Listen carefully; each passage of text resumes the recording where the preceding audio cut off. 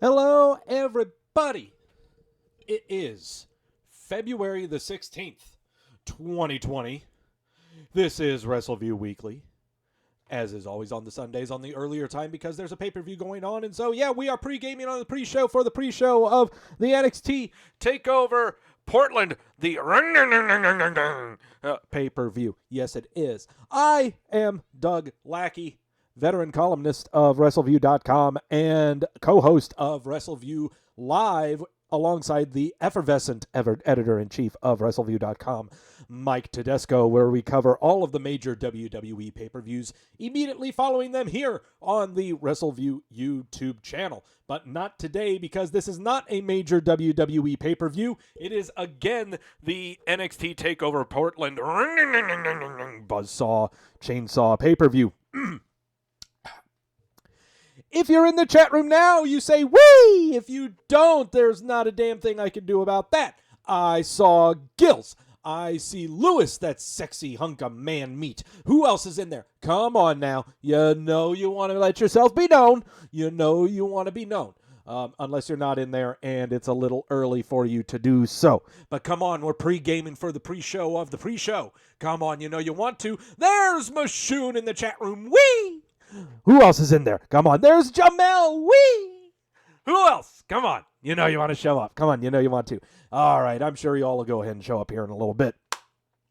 Today on the show, going to be recapping a couple of the shows that happened last week. It was very, very difficult to choose which shows that I wanted to recap and go over.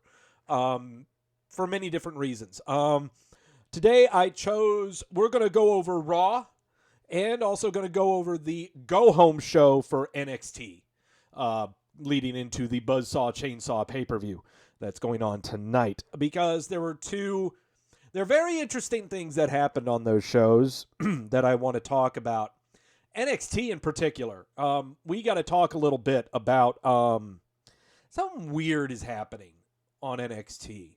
And it shouldn't be really surprising if you're a normal viewer of NXT, but it's really prevalent after last week's show. So there's something I kind of want to dip into. And also when it comes to Raw, a couple of things to talk about, including you thought that it was the final appearance of one performer in the WWE. Even he thought it was. But not necessarily, so we're going to talk about that too. Headlines to talk about from last week, including developments happening in the state of Mississippi regarding Brett DiBiase, Ted DiBiase Sr., his son. A really, really big development is going on down there, and got to definitely talk about that. Changes to the WWE Milk Carton made a change to the Milk Carton where someone has been added who used to be on the injury list for a while, but seems now to be perfectly healthy. He's been performing on Main Event and at house shows, and so he's been inserted, and you won't believe how much time there is until he reaches a special, special milestone. So there's that. And then finally, we're going to go over the card for tonight for the NXT Takeover Portland Chainsaw Buzzsaw pay-per-view.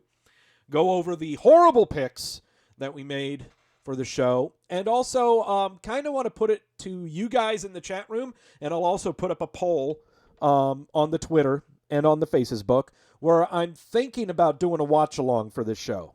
Because we aren't going to be doing a post-show recap or anything like that. And so I thought, hey, I've got the day off tomorrow, so why not enjoy it with you guys? Why not enjoy watching the Chainsaw show with some of you guys? I thought it would be fun. Just an idea. Mickey in the chat room goes, wee! Let's see. All right, first off, what are the sources? The sources for today's show. Because as always, we have the most dependable, reliable sources that independently verify with me what the hell is going on in the world of professional wrestling. So, inside the growler today, picked it up yesterday. I have been drinking this throughout the week last week, but this is a brand new growler. When I mean drinking it throughout the week, I mean when I'd go to the grocery store, I'd drink it. CJ in the chat room going, whee! Today, our sources are from a brand new brewery that I had never heard of. They're called Kettle Beer Works. Kettle is spelled Kettell. Kettle Beer Works, out of Banner Elk, North Carolina. Banner Elk is about 10 miles, 15 miles southwest of Boone. It is right on the border of North Carolina and Tennessee. So a nice little mountain brewery over there. Jamel, the growler of greatness. That's right. Yes. So inside the growler from Kettle Beer Works is called Cherry Panda. It is a strong ale. That is by their definition a strong ale. But what this is actually an imperial cherry stout. According to their descriptor on their website, an imperial cherry stout, smooth and creamy, slightly sweet with hints of cherry in the aroma and flavor. The high ABV is undetectable, making it a dangerous winter pleasure. The ABV on our sources today is a nice, cool 12. And I'm also drinking from my ceramic mug from the Renaissance Festival. I like, whenever the Renaissance Festival comes over to my area every fall, I always end up buying like either a ceramic mug or a pewter mug of some kind. I like those. Xantrix in the chat room on the West Coast going, wee! Oh, yeah, it's real early over there. I'm thank you for tuning in so early, dude. Thank you for tuning in. Thank you so much. Randy in the chat room going, wee! So we got some really good sources this morning. It's actually afternoon, but I say in the morning now that Xantrix is in there. So hyping up for you guys and everything. Okay, before we get deep into the show, I am learning some life lessons when it comes to this show and the predictions and prognostications that I make. I am learning now that I should no longer predict and inherently lock what happens on WWE television.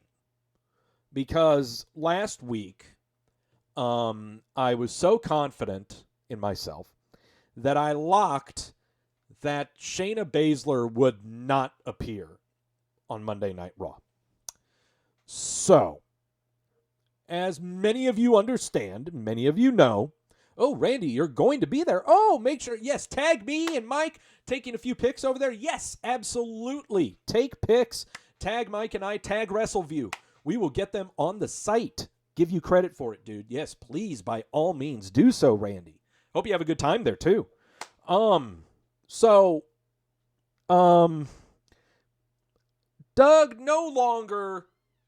you should no longer predict stuff that happens on the television show. So, because of that, and as many of you know, that means I have to accept my punishment. For those of you who are watching for the first time, but those of you who have been watching already know, I occasionally make predictions on this show, such is the case with the pay-per-view today, making predictions for what's going to be going down on the show tonight. And sometimes I'm so confident in my predictions that I will lock them. When a locked prediction fails to show, when I'm wrong, I have to take punishment. Xantrix, at least I took a chance on it, unlike Circle Jerk pundits. Well, I appreciate it. No, I took a chance on it. I'm as cynical as they can get. Okay. And sometimes my cynicism makes me pay a price. And that price that I pay is taking a shot of the Luna Azul Blanco tequila. I was debating on taking this shot during the watch along that I'll probably be doing. Yeah, I think we're going to do that. Yeah. Too true, Jamel says, yes, that's true. Yeah, though you would have learned this after the Bray Wyatt prediction from last year. Yeah, I should have learned that. The Gil saying the Ginger Luke Harper prediction. Okay, now, look, I get it, okay? Everyone is still on me about saying that the twin, when I said that the twin of Eric Rowan when they were trying to murder Roman Reigns, I said that was Luke Harper. I locked it and everything. I have still not been proven otherwise. Okay? It has not been proven otherwise. They just let it go. They never mentioned it ever again. So, I don't want to hear that I was wrong and that I should take a shot for that. Nope. It was never proven right or wrong. So, there you go. Xantrix, to my credit, the tequila probably wipes my memory. Sometimes it does, but on times to where I'm predicting shit that happens on the television show, apparently I forget. So, all right, here we go. Here's the Cleveland Indians double shot glass. Here we go. At least I got a decent chaser. On this one. There we go. I think that's good. Yeah, I think that's pretty good. What do you think? I think that's good enough. Yeah, I think that's fine. Yeah. Yeah, it's good. Jamel, we do forget this guy has, this show has a guy who is drinking a lot. Well, you know, I'm just living up to the gimmick that I've set for myself for the past, 7 years, I think. And also, I try to make this show as different as other professional wrestling punditry shows. I mean, God, there's so many shows where a guy's just sitting in front of a webcam and talking out his ass, but you got to have some changes. You got to have something different about it. And so, yeah, that's what I think I do. And what better way to set myself and this show from everyone else than by drinking profusely. So, all right. Randy is saying UE's dropping all the gold. That's your prediction. Okay, that's fine. Randy Torcola, I'm like Bob Black. I am like Bob Backlund. I'm living the gimmick. You're right. Okay. All right. We got to do this. All right. Because I always procrastinate. I freaking hate doing tequila straight up. I can't stand it. Keeping kayfabe alive by living the gimmick. Doug actually hates alcohol. No! Yeah.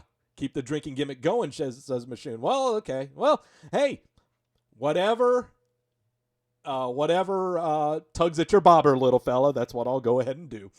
CJ, words, how do they work? Yeah, I know words. I talk. Okay, God damn it, Doug. All right. Here we go. All right. So, we raise it up. They won't work any better after this. You're right, Sandra. Words can be a bully when combined with sources. Yes, they can. Okay, here we go. Glass in hand by the fingertips. You guys know the drill. You know what I usually say, so here we go. Here's to me not knowing shit about professional wrestling.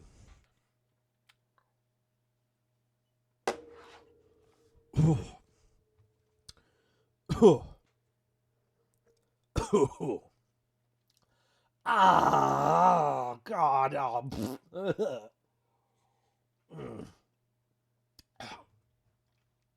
That is only the that's only the second shot of tequila we've taken this year.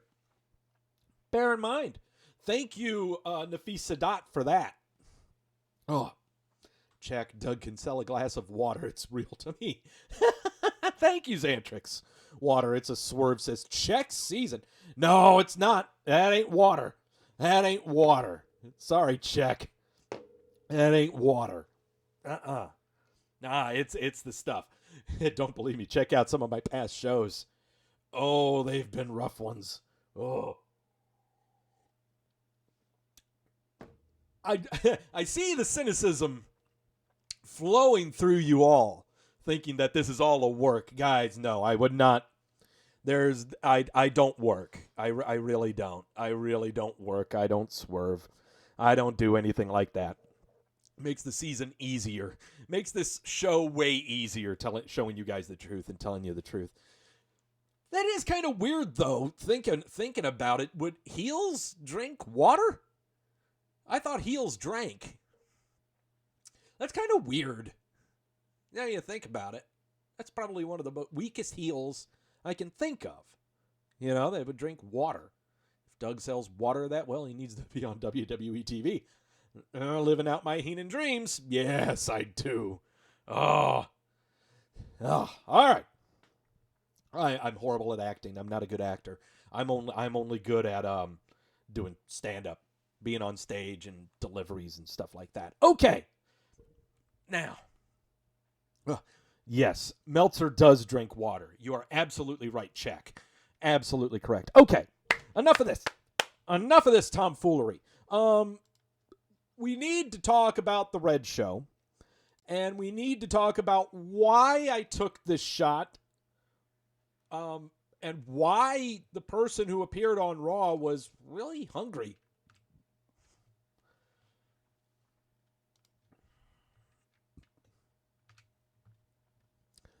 Oh, that's actually a great still shot of Drew McIntyre doing the one-legged dropkick on an MVP who is bracing for impact there. So the Monday night show, the Red Show. There's stuff to talk about here. Yes, I was wrong. Shayna Baszler showed up and attacked Becky Lynch after the very first match here. Let's just fly through that right now. Kevin Owens and his band of four talking to Seth Rollins and his band of four, blah, blah, blah, blah, blah, blah, blah, blah. There you go. Samoa Joe is back from a neck stinger or a concussion. So Samoa Joe is off the injury list. He's back to active duty. Okay, so there you go. This was actually a pretty hot crowd. This was a pretty hot crowd. Where were we again? Ontario, California. I'm always thrown off by that. Whenever they say they're at Ontario, CA, I keep thinking it's Ontario, Canada. But no, it's Ontario, California. But Ontario was a pretty good crowd for this spot, seeing Joey Samoa sneak up on Seth Rollins like that.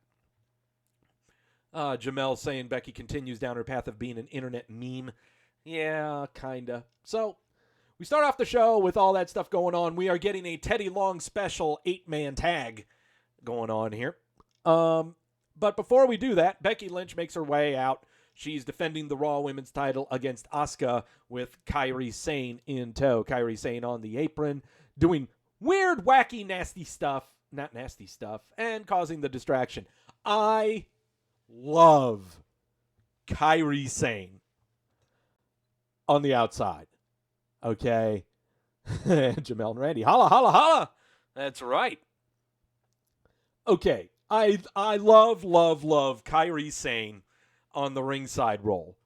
Yes, she can be in the ring. She can drop her elbow from the top. She's fine in the ring and everything. But I absolutely love her being the distraction. I mean, she's just a little gnat. She's a gnat or a fruit fly just out there, just buzzing around, causing distractions and everything. I think it's a fantastic fit for her. And she does so much stuff on the outside of the ring with her mannerisms, just the physical jumping around and everything. Just love it. Just love it, love it, love it. Okay. Pretty decent match. Wasn't verbatim their match from Royal Rumble. Lewis in the chat room going, wee! It wasn't a verbatim match, but still, nice. Actually, that Kairi just checking on her pal Asuka. What happened? What are you doing? No, well, that's not a wee. That's not. Becky just jumping down and landing on both feet and not really doing anything to Kairi in that little spot, except maybe slamming her boobs into her or something like that. I don't know. Kind of looked almost like a Randy Orton clothesline for a second there. But anyway, your winner by pinfall using... So, Manhandle Slam was what it was called when they tried it on her last year. It's a rock bottom. It's a... what is it? Origami? No, not origami. What is it? The thing, the rock bottom. What is it? What's the Japanese name of it? I don't know. what is Uranagi? That's what it is. Uranagi. That's right. I keep saying origami. It doesn't. No. Yeah, Uranagi. That's what it is. Becky Lynch would win via pinfall with the Uranagi. Then out of the blue comes Shayna Baszler. Not out of the blue, but more like from behind. Gets in the ring, attacks Baszler, takes off her mouth guard. Lynch is like this, and we get this.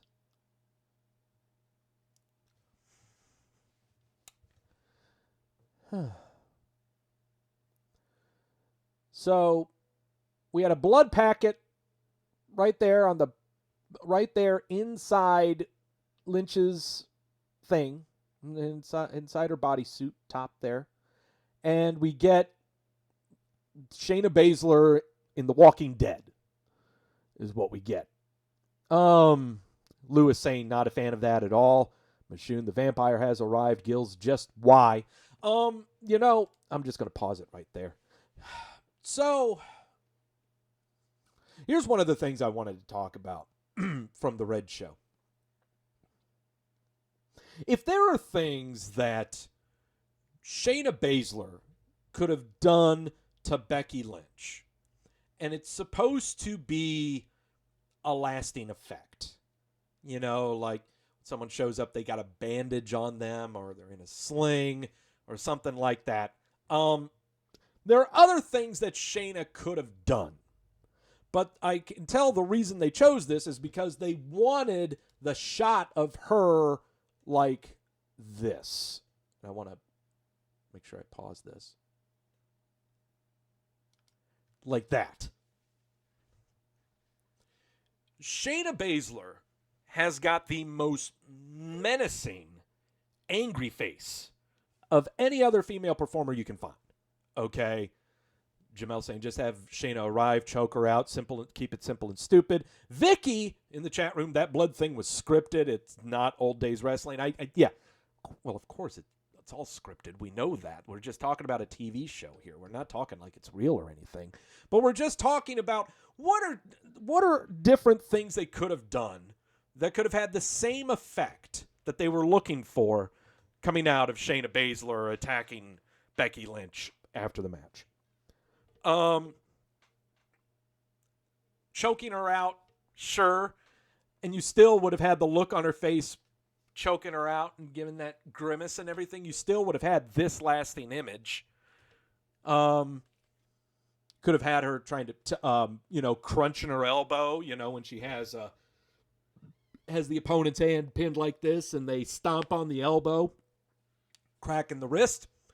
You could do that and, have Becky Lynch coming out in a wrist brace or a sling or something like that.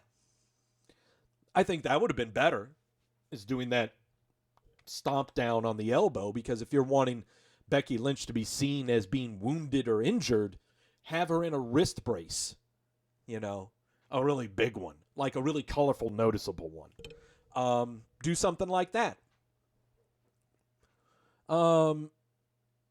This thing, though, I don't know. It's like Becky Lynch is an overripe tomato or something like that. And here we have the effects of biting said overripe tomato. It just doesn't. It is cheesy. It is incredibly cheesy. Okay? Jamel compounded with Becky trying to be funny and say, "'Tis merely a flesh wound like Monty Python." Yeah. I don't know. Again, I understand what they were going for and understanding the lasting image that they were wanting, but I really think this could have been done better and more realistically than just having Shayna stomp down and putting Becky in a wrist brace of some kind. But it's not as much this that I have a problem with when it comes to this angle. This isn't the bad part of it. We'll get into that later, because it shows up later in the show. This isn't the bad part, okay? So we come back. Mojo Rawley and Riddick Moss going up against the Street Profits. Street Profits win very easily. And then Mojo Rawley gets pinned by Riddick Moss. Riddick Moss is now the new 24/7 champion, and he runs away. MVP is making his entrance. He's not wrestling anymore. He's going to be he's got the VIP lounge thingy going on here. So we go back to backstage. Becky Lynch is being walked to an ambulance, told to get in, and she keeps saying, no, I don't want in, I don't want in. Starts shoving the medics away, commandeers the ambulance, and drives off herself.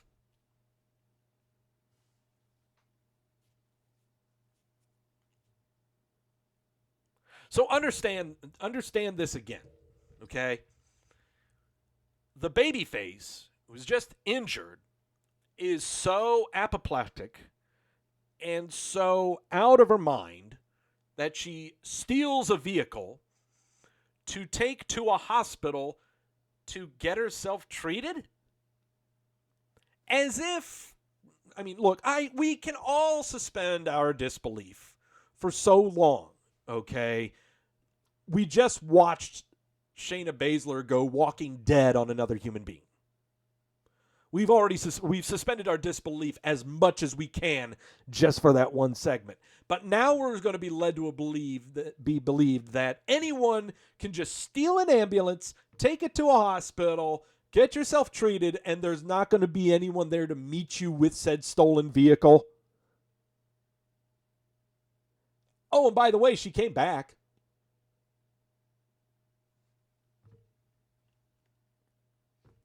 See what I mean? Why did she go to why that image, okay? Now, look, the image of Baszler with blood all over her mouth, again, like she bit into an overripe tomato, that's an image, can totally understand. But did we need imagery of Becky Lynch driving away in an ambulance and coming back in the ambulance? Did we need... That was not needed. It was uncalled for. What would have been a better image, again, let's go ahead and book this, let's write this a little better. So, okay, we've put it in there. Shayna Baszler goes walking dead on Becky Lynch. Becky Lynch grabbing the back of her neck and everything. She's angry. She's crying. She's got tomato juice all over her hands. Okay? Instead of her stealing an ambulance and bringing it back, why not have her in the trainer's room, sitting on the table, down like this, with her head down, and they're checking, but she's constantly cursing, constantly yelling, and every time anyone is trying to help her or manage the wound or anything like that, she is flailing arms. She's just flailing arms, grabbing anything she can, getting people out of her way while people are still trying to tend to her neck. What if she was physically restrained while they were tending to her neck and she is just cutting loose like an animal? She is so pissed that this happened. Okay? Why, just that image of her going nuts after having an attack like that done on you. What's wrong with that? Trying to keep trainers and doctors at bay. You don't want them touching you. You just don't want, you don't want to be shown weakness or anything like that. And this goes on like every half hour of the show because she didn't return with the ambulance until like the later tail end of the show. Have this go on almost every half hour. Let's check in on Becky Lynch. Let's see how she's doing. She's still flailing around and everything. And someone comes with a syringe and puts tranquilizer in her. And they knock her out. They knock her out. We get to the final hour of the show. She's there in the trainer's room. She's kind of lying stomach down on the table. Head is slightly dangling. Okay, she's still asleep. She's asleep from the tranquilizer. Big bandage on the back of her neck. You can see red all over the back of her.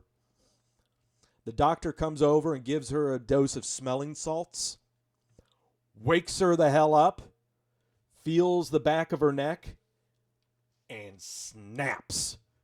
Jumps off the table, throwing cotton balls and paper everywhere and going nuts. Storms out of the trainer's room. Cameras following her to the gorilla position. She is smacking everything. She is pissed. Gets out and then goes on out through the gorilla position. They try to turn on her music. Before they even turn it on, she goes, "Shut up!" Yells at him. Goes out and says her piece.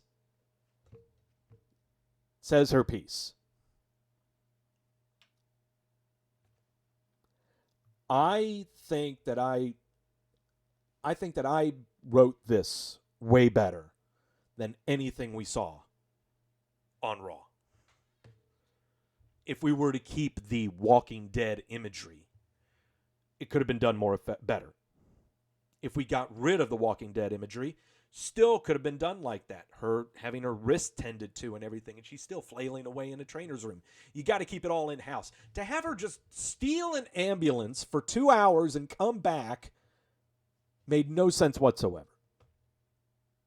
This made no sense. But if you thought this made no sense, wait until NXT. We got a lot of fun for you there if you like stuff that makes absolutely no sense. MVP's VIP Lounge, Drew McIntyre is the guest. There's things in the way. Just get that stuff out of the way to get in the ring. He counts down. Words were said, and he just drop kicks MVP. So there you go. Zelina Vega talks about Angel Garza and Humberto Carrillo. He's going...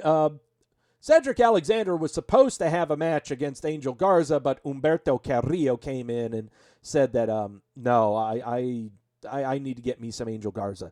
But nope, that they still have the match, and your winner by pinfall is Angel Garza with the wing clipper, but we can't have Angel Garza until he strips down to the skivvies.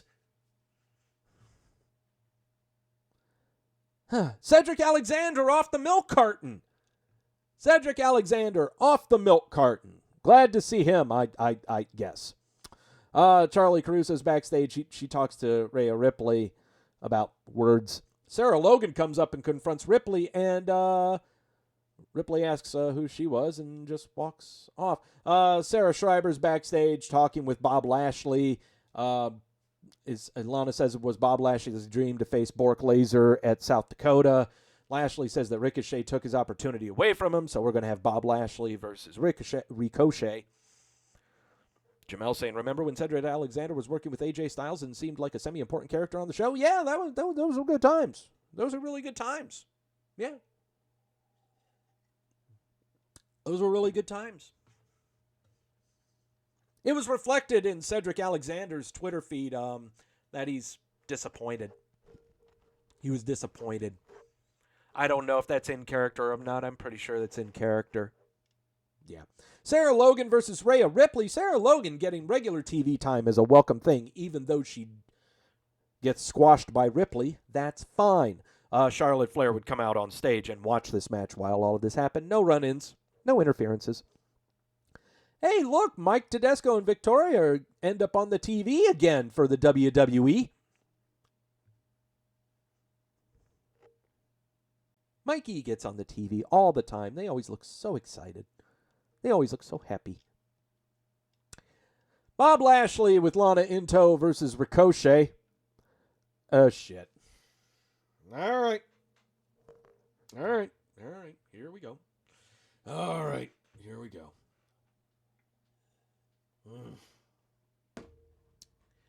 Okay, here we go.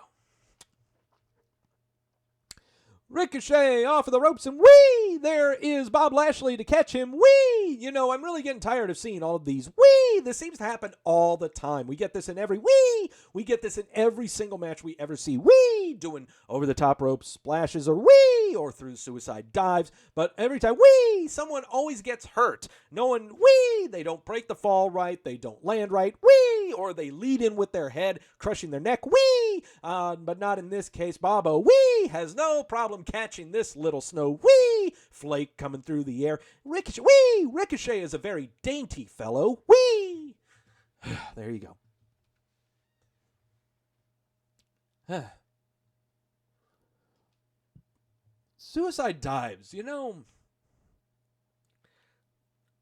I've never seen them so much, and they're really starting to take its toll on performers.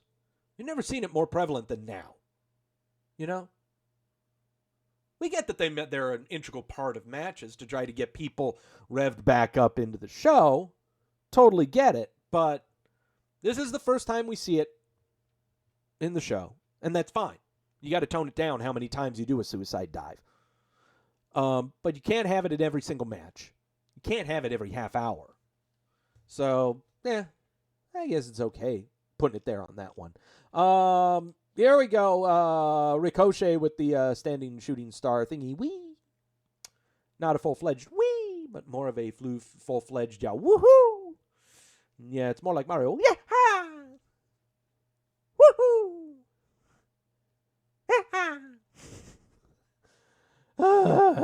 No, that's not what it's supposed to. No, that's not what it's about. It's not supposed to. No. It's supposed to be a woohoo.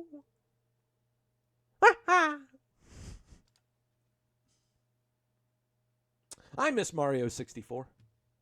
Super Mario 64 was a very fun game. Your winner by pinfall was Ricochet, if you could not tell by the look on Lana's face. Looks like she bit into Becky Lynch before she came out. Man, that lipstick is heavy. That rouge is heavy, girl. But yes, Ricochet would win. So there you go. Randy Orton is going to try to say words, but people are still booing. Matt Hardy comes out. Says everyone wants to know why Randy Orton did the things that he did to the Edge. Hardy knows what Orton is thinking right now. Why does Matt Hardy give a damn about Edge? Well, everyone knows the history with Hardy and Edge. It's no secret. And there's a Lita chant pops up. Hardy says there was one point in time where no one on planet Earth hated Edge more than him, but before that, they were best friends for years. The Hardy Boys and Edge and Christian would stay in the same hotel room just to save a few bucks. They were young, hungry kids trying to live their dreams. And at No Mercy 99, they revolutionized the ladder match. Hardy says they invented the TLC match. TLC match became so iconic it will be a staple in the WWE forever. Those young kids that had big dreams went to WrestleMania and stole the damn show on more than one occasion. And they didn't do it alone. They did it together, and that means something. When Matt Hardy saw Edge was forced to retire due to injury, any hate or disdain that he had of him was gone. In so many ways, Matt Hardy and Edge are similar. They both love performing. Hardy couldn't imagine if this was taken from him before he was ready. After Edge retired and they were cool, Edge would call Hardy and ask, what if? 9 years later, after he retired due to injury, Edge made his miraculous return. Orton took that away. Orton puts his head down. Matt Hardy asks, what in the hell is wrong with Randy? Orton goes for an RKO, but Hardy pushes him off and attacks him, but then Orton would shove him off and get the RKO in him anyway. He would also do a one-man concerto to him, like so.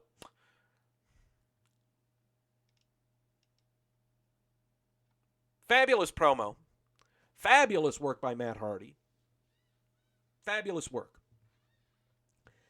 The following day, on the Twitter, Matt Hardy would go on the Twitter saying goodbye. Tweeted this out, near 11 o'clock Tuesday night. No, actually Monday night. Yeah, Monday night. And everyone was pretty much thinking the inevitable, that was his final TV appearance, that he was calling it a day with the WWE as far as performing and wrestling goes, and that this was going to be it. Every right to think that. Every right to think that. He's been on TV sparingly. We all know that injuries have really racked up with him, more so with him than with Edge, or Jamel's right, or he's working us, one or the other. So this tweet shows up before the end of Raw last week. Then we get an announcement Friday, that 2 matches have been scheduled for Monday Night Raw tomorrow night, and one of those is a no-holds-barred match, Matt Hardy versus Randy Orton.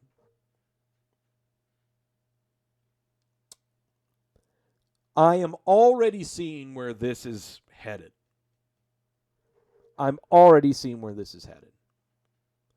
We have more news that'll go over what I'm thinking. But Matt Hardy here. Going to be a no-holds-barred match tomorrow night against Randall. Will he be written off TV with this match? Who knows? Randy Orton's going to win. We're gathering that. But I'm imagining run-in by someone else, and it's not Edge.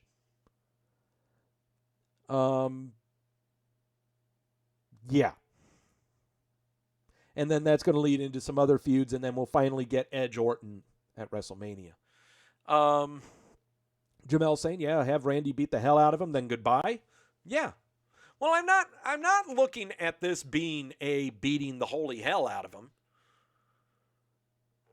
I'm seeing this being, we're going to see kendo sticks. We're going to see a table involved. But in the end, it'll be with the concerto or a punt, something like that. But I've got a feeling that this match that they're going to have, Matt Hardy and Randy Orton in a no-holds-barred tomorrow night, is not going to have a decision. I don't think we're going to have a decisive winner because I think it's going to get interrupted. Orton is going to knock Matt Hardy out cold. He'll probably punt him or something like that. And right after he does so, after he gets an Uber to get there, Jeff Hardy returns. Jeff Hardy is going to make his return soon. And I can see it being a run-in during this match where Orton does something completely heinous to Matt Hardy, knocking him out cold, and then Jeff Hardy comes out to save it. I'm not locking anything. I've learned my lessons, Jamel. I've learned my lessons. Okay. But I'm smelling Jeff Hardy returning very, very soon. Very, very soon. If he doesn't return tomorrow, it might be next week. But it's going to be returning with this. Why do I know that? Because right here, he's checked himself into the Performance Center. So, yeah. There you go. That's what I think. That's what I'm thinking. Wooby Wyatt is talking to Sarah Schreiber about the things she did to Liv Morgan. So there you go. Akira Tozawa versus Aleister Black, part 2. It's still the same thing as part 1, Aleister Black winning. Black says words that he's still going to go after people, and he says large words that made no sense when put together. Becky Lynch came back with her stolen ambulance and said words. Then we have the 8-man tag, the Teddy Long special. Remember what I said about dives, suicide dives through the ropes or over the ropes. Yeah. And that's not necessarily a wee. That's more of a wee. That's what it is. Well, I got to have 3 a wee. Okay. Yeah. And then when Kevin Owens does it, it's not even a wee. It's more of a ah. Your winners by pinfall are the bad guys, and that's how we end the show. What did everyone think of Monday Night Raw? 65% gave it a thumbs up, and that is kind of getting par for the course, even though usually people hate Monday Night Raw. That's usually the case. Everyone hates Monday Night Raw because everyone watches Monday Night Raw. So that was the Red Show. If you were totally confused by everything involving Becky Lynch, Shayna Baszler, Walking Dead, vampires, ambulances and stuff like that, then man, if you love that shit, you're going to love NXT.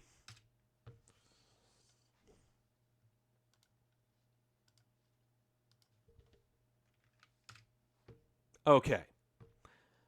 I'm huge. Didn't know that I was this close on this angle, which I'm further away on the other angle. Yes, I am. Hi, get to know me. Let me kind of adjust that a little bit, because I know I like having these heart-to-hearts with you guys, but we don't need to be this close. There, that's better. That's much better. Jamel asks me why I don't review AEW. You know, I'm glad we can get this out of the way right now before I tap into NXT.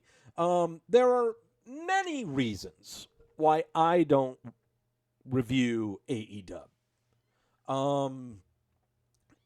But I feel that all that I really need to do to justify myself in telling you why I don't review AEW for many different reasons, but here's one of them.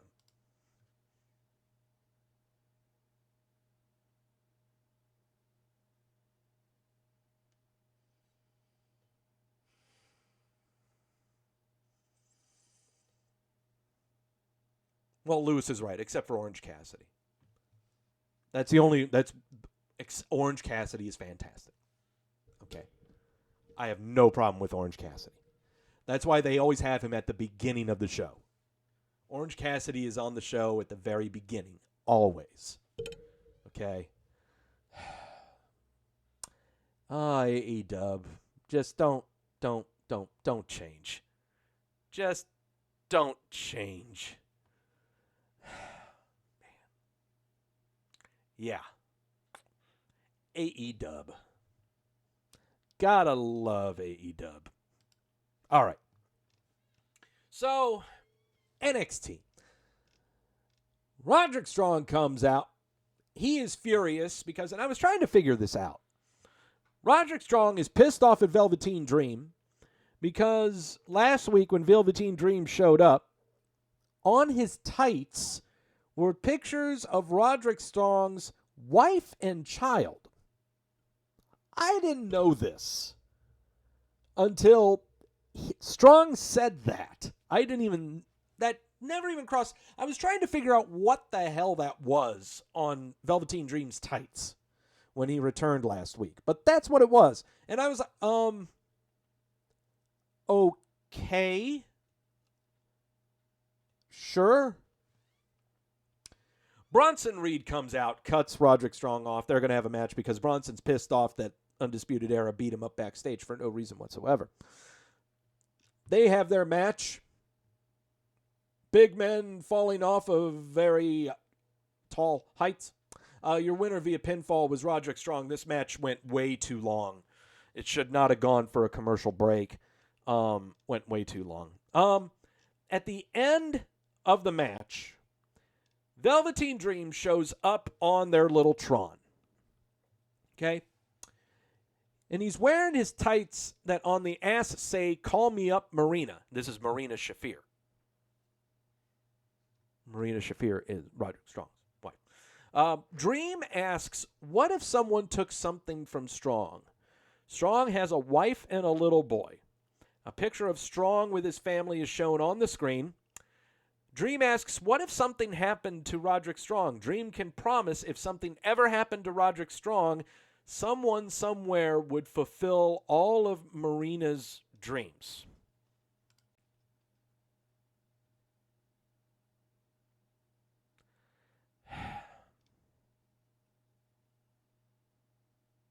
Okay.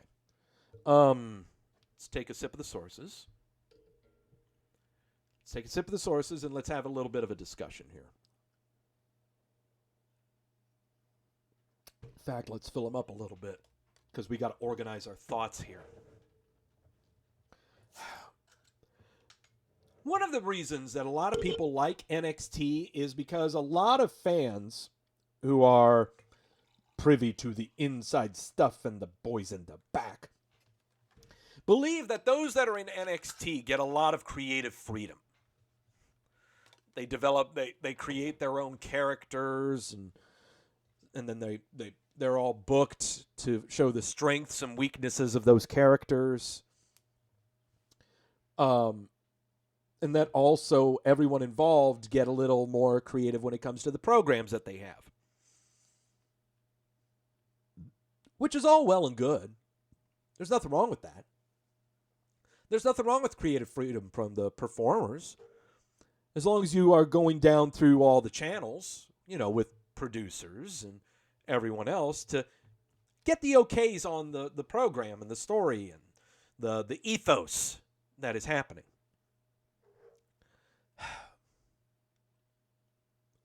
One of the biggest problems with NXT, and has actually been the biggest problem with NXT, I think since its inception, is that they are a bunch of performers and a bunch of characters doing things. There is no right or wrong. There are no rewards and consequences. There are people doing things, and the crowd and the audience is just supposed to decide for themselves who they want to cheer for. But more or less, if you are basing what the collective audience is booing or cheering for off of what the crowd live at the studio is doing, the crowd in the studio just cheers everybody. Every single match, combating chants between everyone involved. There are no heels, there are no faces. Everyone just says names just to say names. It's not as obnoxious as what it was within TNA. It can be as obnoxious whenever they're in Canada or in the Northeast. But the crowd is constantly chanting against one another, half saying one thing, half saying the other. In fact, most people in the audience are saying both at the same time. I've seen that, where people are just cheering for both of them, just so they can end up, their voices can be heard on TV.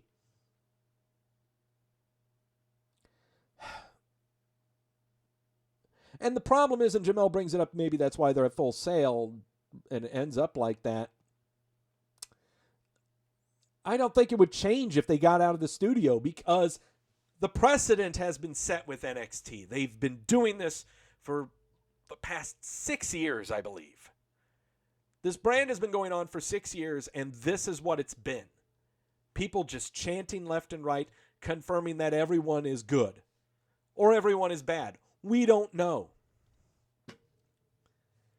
Everyone chanting for everybody, which then sets no groundwork for who the protagonist or the antagonist is. Lewis saying the last thing about AEW, they get more views on YouTube than they will probably ever get on just Steam, like the NWA, and leave WWE. Well,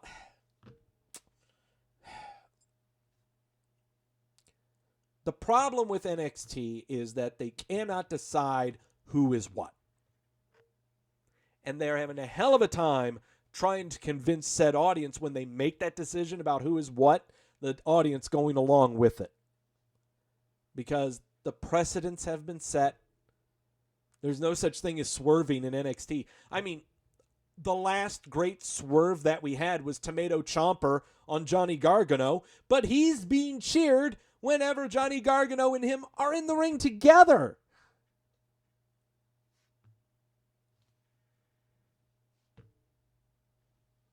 The last great heel that we can confirm was a heel is Shayna Baszler. She's not going to be in NXT now. She's going to be showing up on Monday Night Raw now. Who is the best babyface that they have? Adam Cole? He's supposed to be a heel. But everyone cheers for him. Everyone does the boom. Everyone does the baby. Still don't get that. Is he a heel? No, everyone's cheering him like he's a babyface.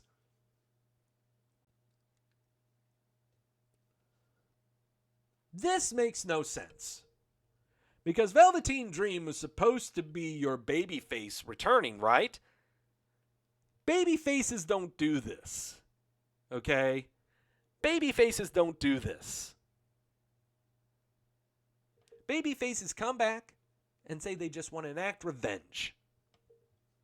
You took me out, Roddy, I'm going to take you out. But you don't incorporate this into reasoning by it. There are different ways, by God, are we going to do more creative writing here? There are different ways that you can play psychological warfare on someone. Okay? If that's what this is about. Oh, Dream's just playing mind games. That's what the character is doing, playing mind games. That's what, oh, it's like Rick Rude. This is what Rick Rude did. Rick Rude was a heel. Velveteen Dream is not the heel. So how else would you play mind games?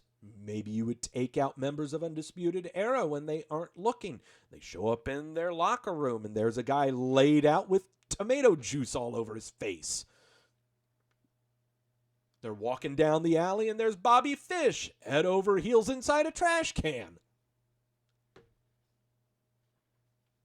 Whenever anyone from Undisputed Era has a match, out comes Velveteen Dream with a kendo stick to beat the crap out of them. Simple. You don't need this. But I get it. Velveteen Dream's character, that's what he's supposed to be. He's supposed to be controversial. He's supposed to be like, well, no, I'm not buying it. I'm not buying this. I'm not buying it at all. It's not very well written. I'm not digging it.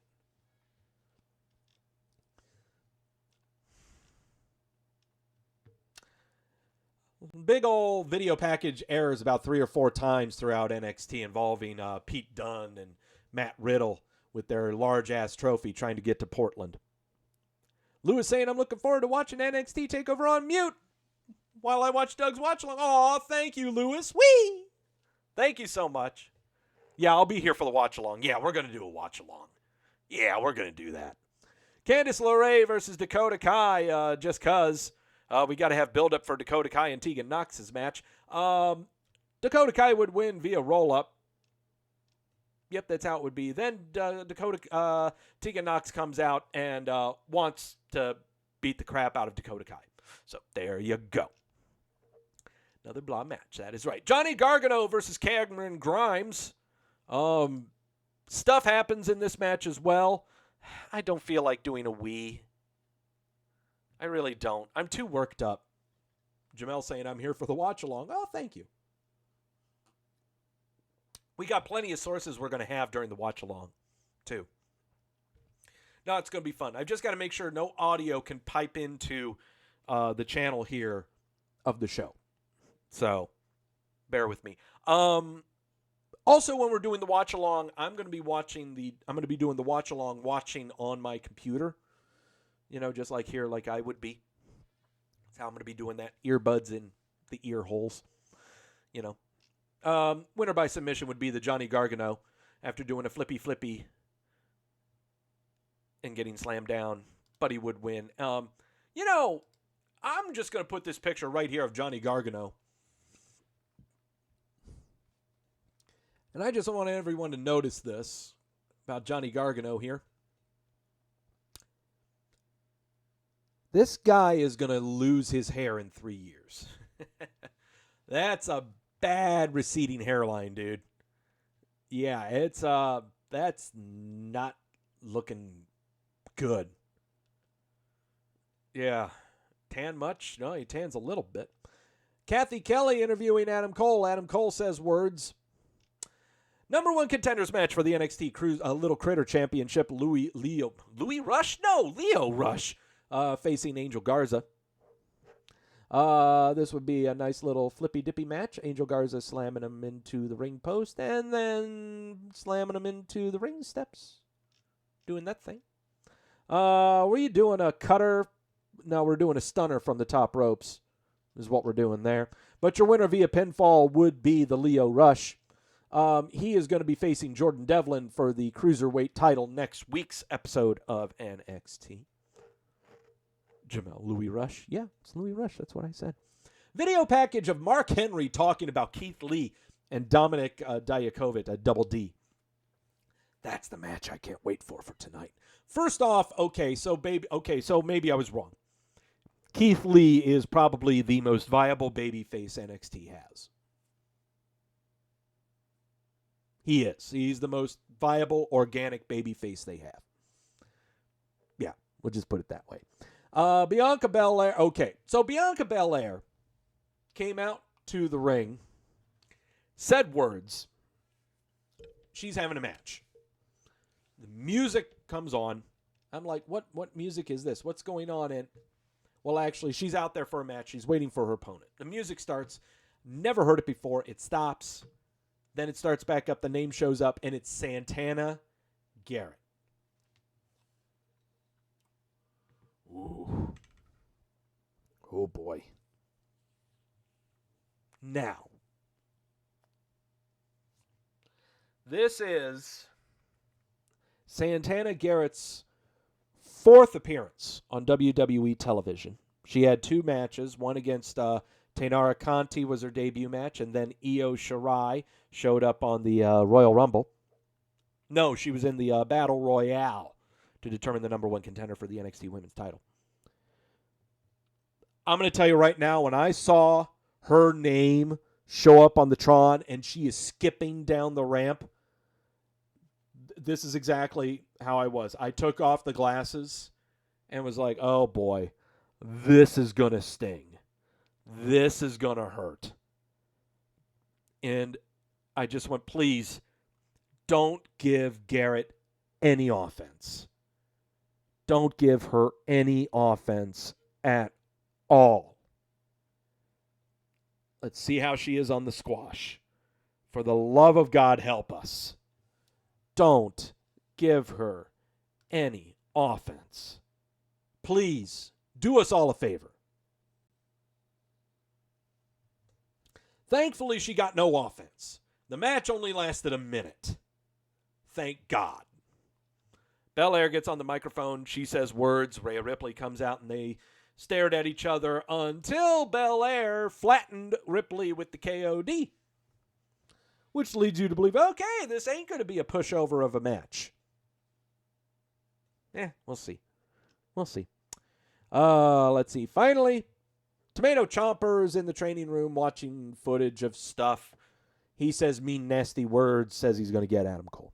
Adam Cole versus Kushida. To end this match, we're having this match because Kushida doesn't like it that he was beat up by Undisputed Era a while back. And so, yeah, Adam Cole just jumping from the apron to, hey, take my arm, please. Rhea Ripley versus Bianca Belair. Lots of spotty, flippy flips and stuff, and counters would be happening, but Adam Cole would win. Tomato Chomper comes out and they stare at each other. And that's your show. What did everyone think of NXT? 55% gave it a thumbs up. Significantly lower rating than what people gave for Monday Night Raw. But that's par for the course. That's okay because NXT always gets a positive rating because no one watches NXT. So there you go. All right. Enough talking about TV. Got to talk about the news. And a very interesting development coming down out of Mississippi. We talked about it last week, but now we're getting a lot more details involving Brett DiBiase, the son of Hall of Famer Ted DiBiase.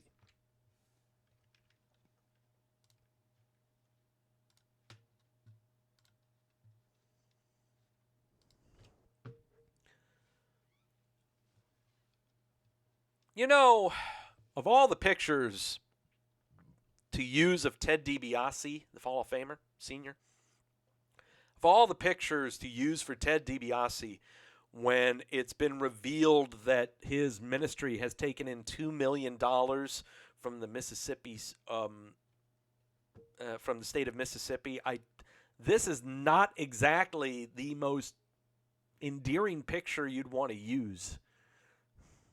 But, oof, oh boy.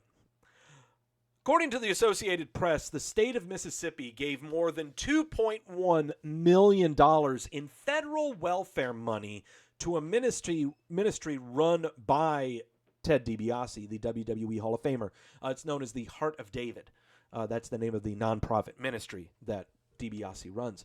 Also being said that Ted DiBiase Sr.'s Heart of David Ministries had a contract with the Mississippi State Department of Human Services for a sub-grant of temporary assistance to needy families funds.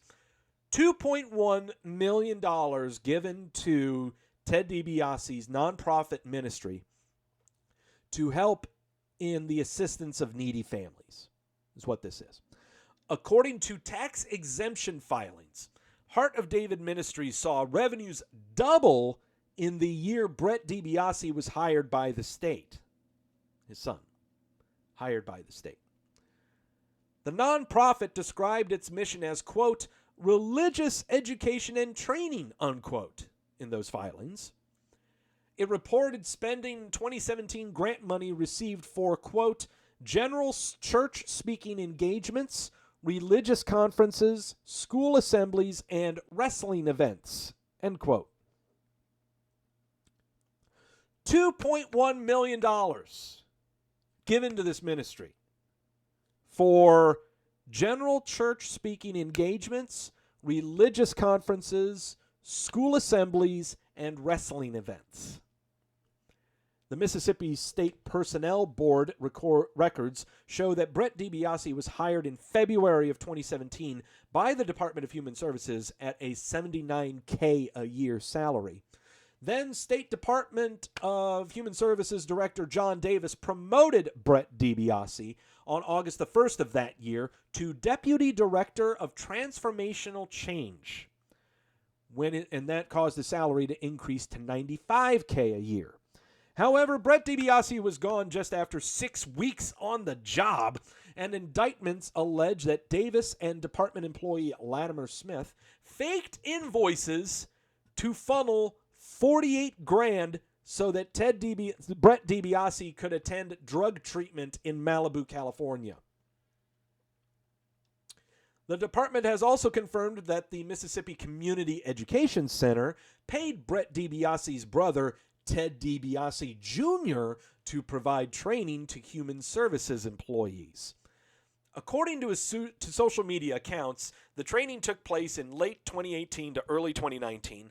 Leaders at the time for the Mississippi Community and Education Center, Zach and Nancy New, that's their names, were charged with stealing more than $4 million in welfare funds that Davis directed to the nonprofit center, which was supposed to be used for assisting people with no immediate finding of work, childcare, or education.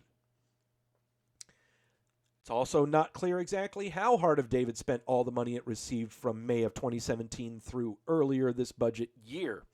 The ministry pledged in a 2018 contract to, quote, establish a network of partnerships, services, and resources throughout Mississippi communities for faith-based and self-activities, end quote. According to federal guidelines, welfare money block grants are supposed to be used to further one of 4 specific purposes: encouraging healthy families, promoting job preparation promoting job preparation, reducing out-of-wedlock pregnancies, and helping needy families. In 2017, it is said that the Heart of David Ministry government grants increased to $271,000, which was the same year that Brett DiBiase was hired to the Department of Human Services. Ted DiBiase Sr. was paid a little over $84,000 as president of the Heart of David Ministry. When the Heart of David Ministries had been given its first infusion of cash in 2017, filmmakers were finalizing the making of, quote, The Price of Fame, which is a documentary about Ted DiBiase Sr.'s struggles and religious awakening. Coincidental. Yeah. Department of Human Services spokesman Danny Blanton said the agency has not found that state funds were used for that movie. The article from the AP also indicates a woman who answered the door at the home of Ted DiBiase Sr. in Clinton, Mississippi, called the Clarion Ledger, this is the newspaper that originally published the story regarding all of this, she called their reporting fictitious, even though she declined to comment on the matter. In addition, the AP indicates that attempts to reach directors and others connected to the Heart of David Ministries were unsuccessful.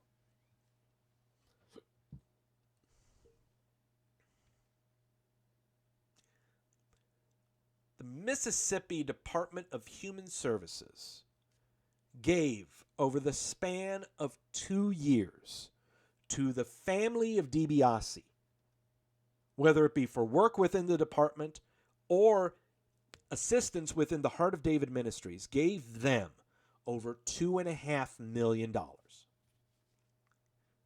over the past 2.5 years.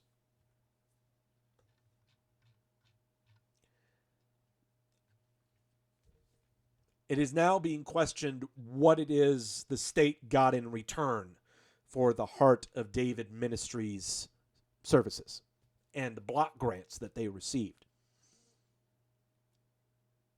Once again, when you are given block grants and given that money, it is to further one of 4 specific purposes: encouraging healthy families, promoting job preparation, reducing out-of-wedlock pregnancies, or helping needy families. If helping needy families and such falls under the same lines as what they reported in their 2017 nonprofit, their tax exemption filings, if church speaking engagements, religious conferences, school assemblies, and wrestling events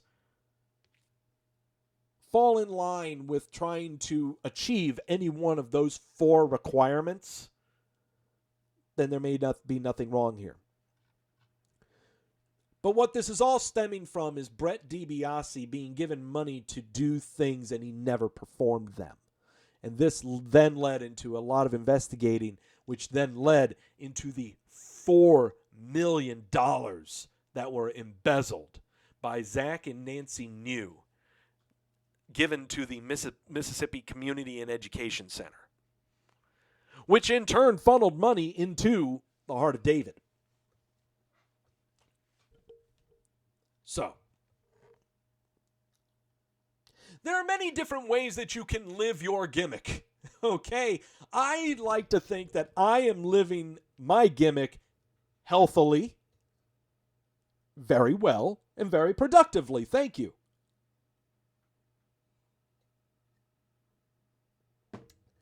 There are ways you can live your gimmick and it not be that healthy. This is it.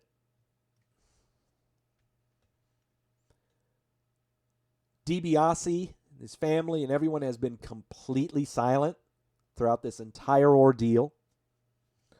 This is going to be fascinating.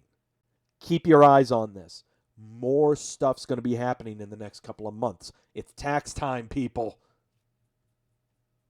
Everyone's got a price, but when the government wants their money, you watch your ass.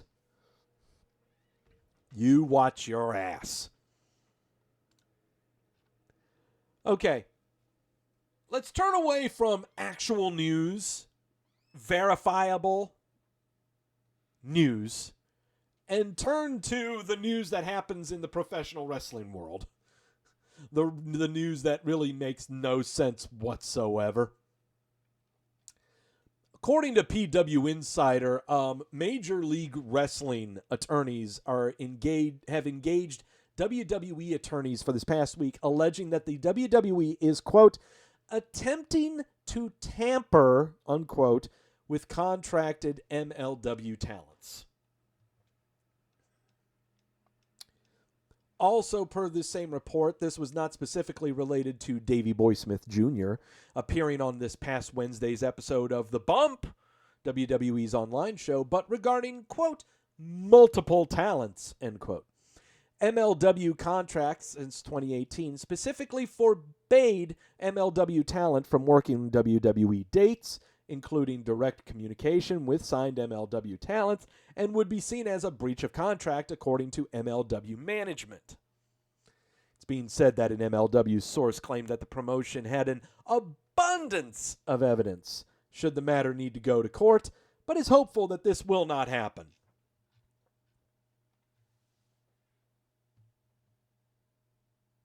Doug, take a sip of your sources. How do we interpret this?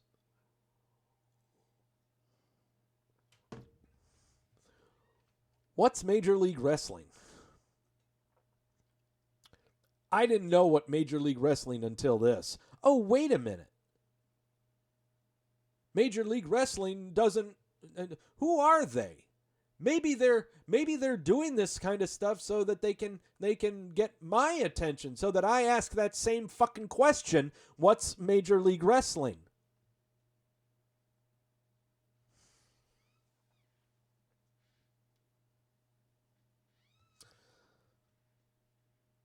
How do we get our name out there that we go and say that we're trying to take advantage of the WWE's brand name and everything to get people to notice us? Well, how do we take advantage of that? I know. They just had Davey Boy Smith Jr. on their little online show. He's with us. Watch this shit. Watch how we're going to get more eyeballs on MLW more than any other time we performed a professional wrestling show.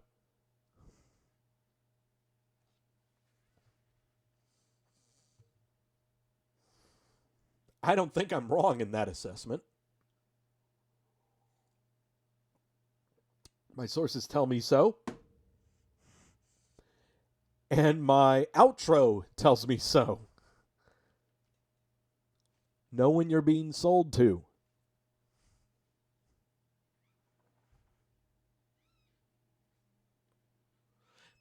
Am I right or am I right or am I right or am I right or am I right or am I right or am I right? God damn it, Doug, you're so smart. Now, if you can just stop predicting what happens on the frickin' television shows, you'll be in business. Reported last Monday, Simone Johnson, daughter of Dwayne "The Rock" Johnson, has reported to the WWE Performance Center. It's made sweeping headlines everywhere. If I can see, I want to see if I can find some stats. The 18-year-old is on a path to become the first fourth-generation superstar in WWE history. That is per a press release by the WWE.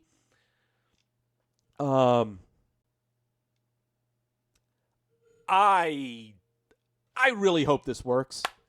I really, really hope so. There have been a lot of comparisons between her signing to the Performance Center and Charlotte Flair.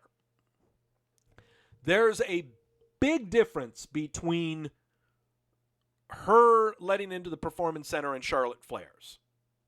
I need to investigate.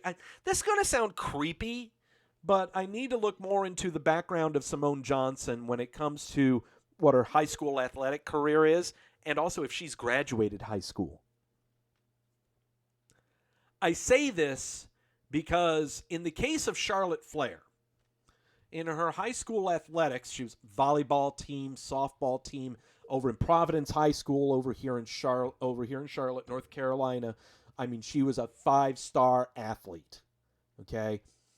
Did not go to the Performance Center until I believe she was 21.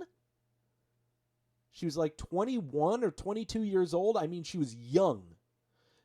And worked her tail off at the Performance Center. They worked her, I mean, they had to make sure that she was good to go. Okay? And the reason we bring up those comparisons is not just because of the generational aspect, but it's from the youth aspect. Miss Johnson here is 18 years old. Okay? That is as young you can get for the WWE to even allow anywhere near their vicinity or in a facility. CJ bringing up Manu, Ted DiBiase Jr. They were young. Whether they were brought up too quickly, probably. But that's why they have the Performance Center now. It is going to be a while, and if and when we ever see her on television at all. There'll be documentaries made about her. Sure. There'll be docuseries going on about maybe her first year, you know. But Lewis saying The Rock says she starred at the center when she was 16. She was the center for the basketball team. Oh, okay. Actually, here we go. We got The Rock congratulating his daughter on their signing. Yep, there he is hugging her backstage.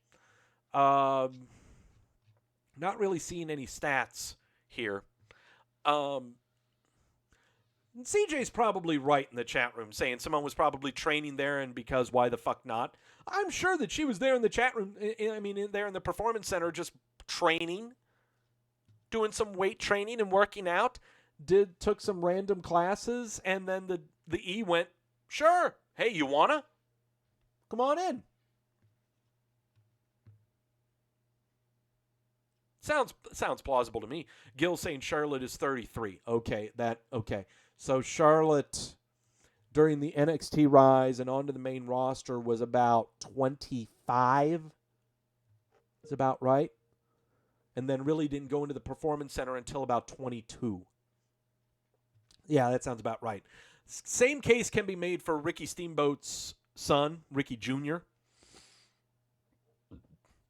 who unfortunately was injured and his career ended way too soon. I had a lot of high hopes for Steamboat's kid. I mean, he wrestled independently here with NWA here in the South. He was fantastic. I was really looking forward to seeing him. When there are signings, there are also departures. Kathy Kelly on Friday announced via Instagram and Twitter announced that today at NXT Takeover Portland would be her final day with the WWE. I got to tell you, she's been a fan. She's been great for the company. I think she's been with the company for 3 years, 3 or 4 years as a interviewer, as an on-air talent. She's been a great addition. She did her job very well. Sad to see her go, but I got to tell you that you can't tell her apart from a lot of the other females that they got over there right now. Take your pick. There's about 5 or 6 of them. Okay. So I can definitely understand why there was no contract extension. At the same time, it's better for her to go away from the WWE. She can make her way to ESPN. CJ brings it up. Fox Sports. Take your pick. She can go anywhere. And no ill will at all. And she could show up again in the WWE. Who knows? Definitely not going to be in the ring. Not at all. Going to be as a spokesmodel. That's what she was. No longer are the female wrestlers the spokesmodels. Your spokesmodels are now the interviewers. How's that for a hot take?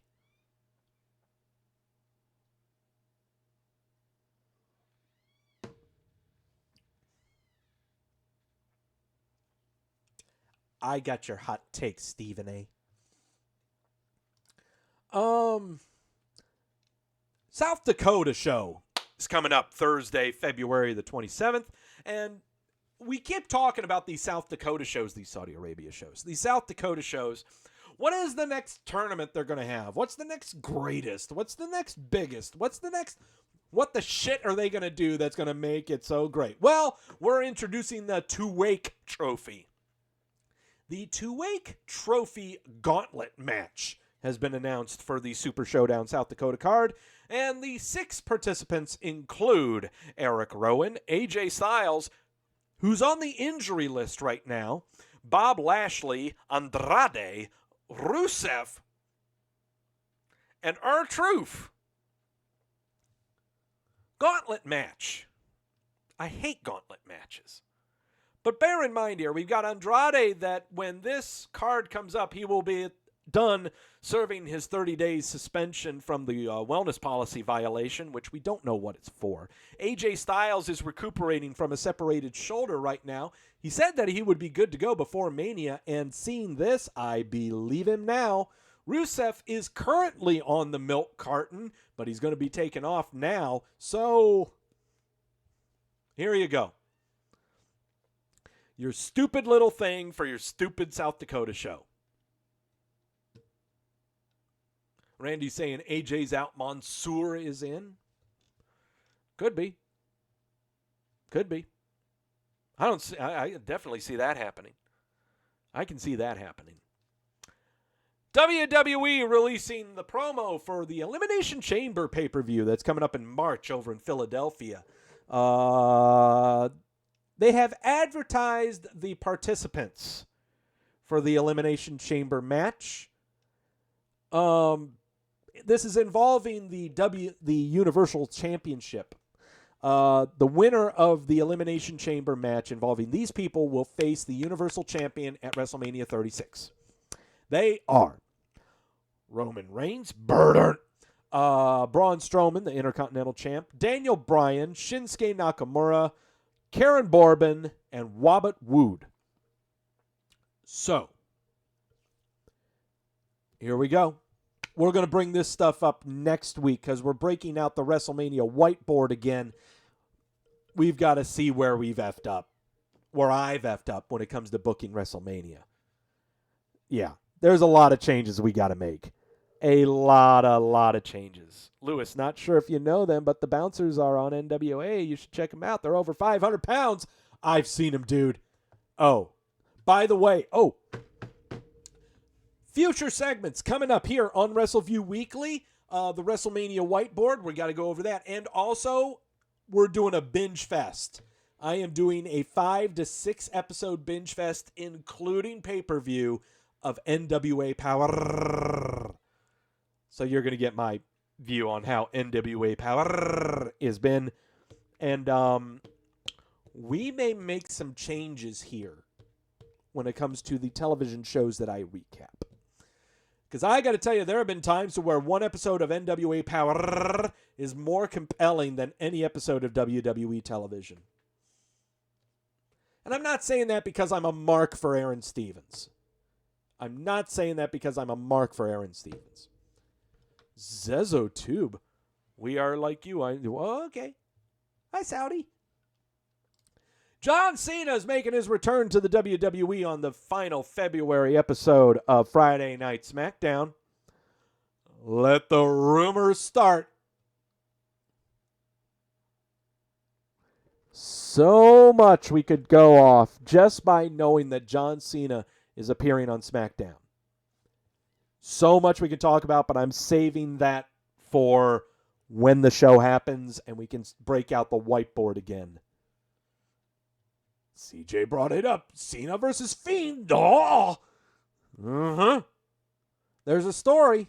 There's a story there. And finally, we were just past talking about NWA Power. The NWA Women's Champion is raising money for a damaged vehicle following a hit and run. We've got to end the news on a good note, okay? Current NWA Women's Champion Thunder Rosa took to Twitter to share that she was recently involved in a hit and run accident 2 Wednesdays ago. She noted that she is selling some of her ring gear to raise money to fix her car that was damaged in the accident. Thunder Rosa became the first ever Mexican-born wrestler to become an NWA Women's Champ. I'm a big fan of Thunder Rosa. Just a regular women's wrestler. There's nothing to really take away from her other than she follows me. So I guess I like her even more. Gonna hold that against me? Sure, I don't care. Sure. Hold that against me. I have a lot more wrestlers on the roster of NWA Power following me than any other performer in any other organization. Go figure. Wow, Doug, is that why you're going to maybe talk about NWA Power more often?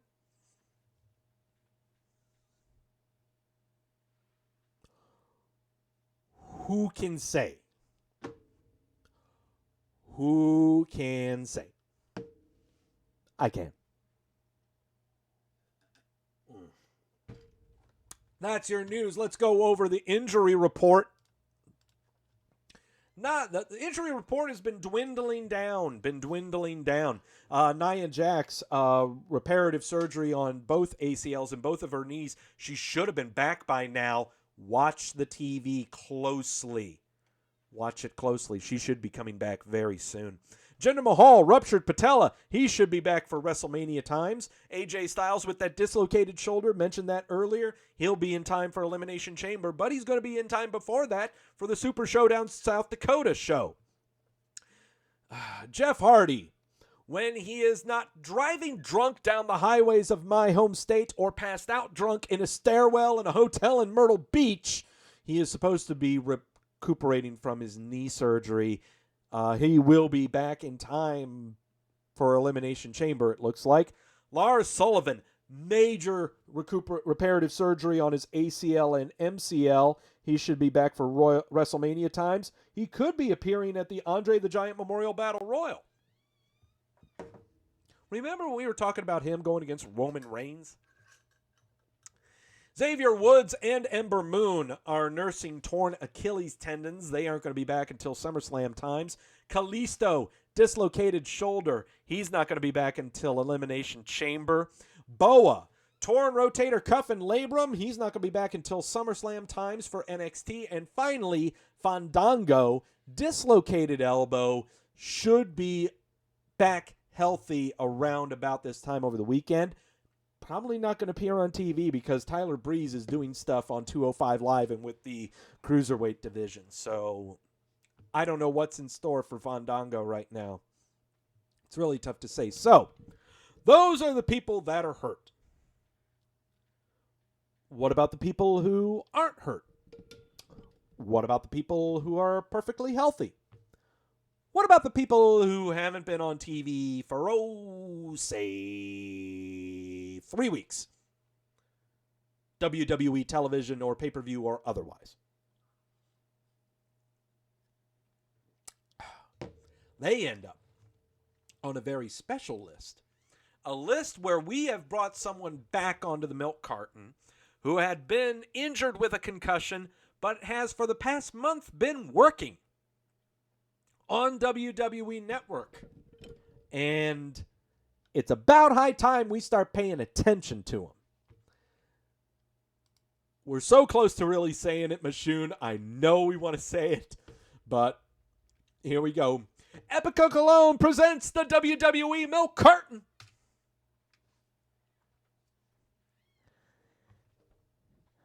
Oh, I don't know what to say, so I'm going to say a tongue twister in this voice. I'm not the pheasant plucker son.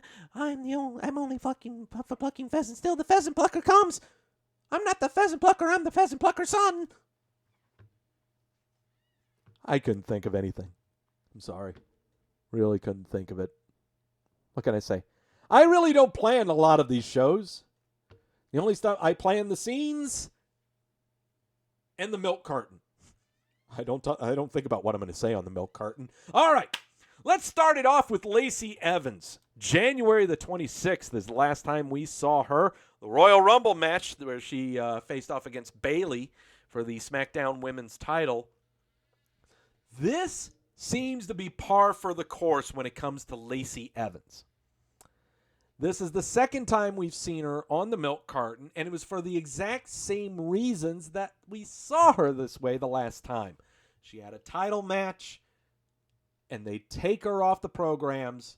They don't know how to write her back in.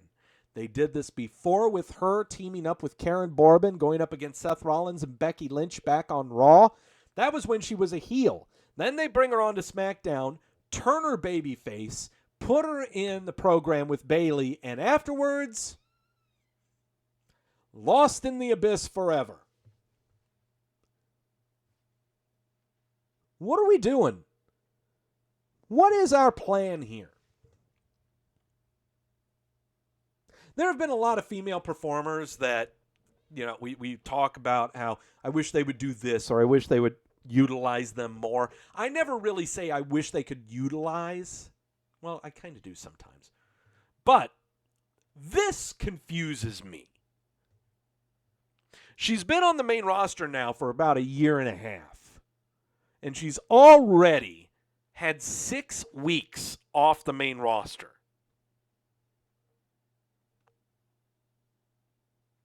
Something's going on here. Okay? Might need to look into her past matches. Maybe the last 3 matches she had on television during her heel program on Raw, and the last 3 matches she had as her babyface program on SmackDown. I don't know what's going on here. But there's got to be something that they're seeing that I'm not seeing. So, try to look that up, What is happening with Lacey Evans? I'm not saying she's bad. It's just she is all over the map right now, and she's not on the map at all now. Mia Yim, haven't seen her since the Women's Royal Rumble match on January the 26th. Okay. Say the same thing about Shelton Benjamin. Haven't seen him since the Men's Royal Rumble match that same day. Tamina. Haven't seen her since the Women's Royal Rumble match. But this one fascinates me. Io Shirai.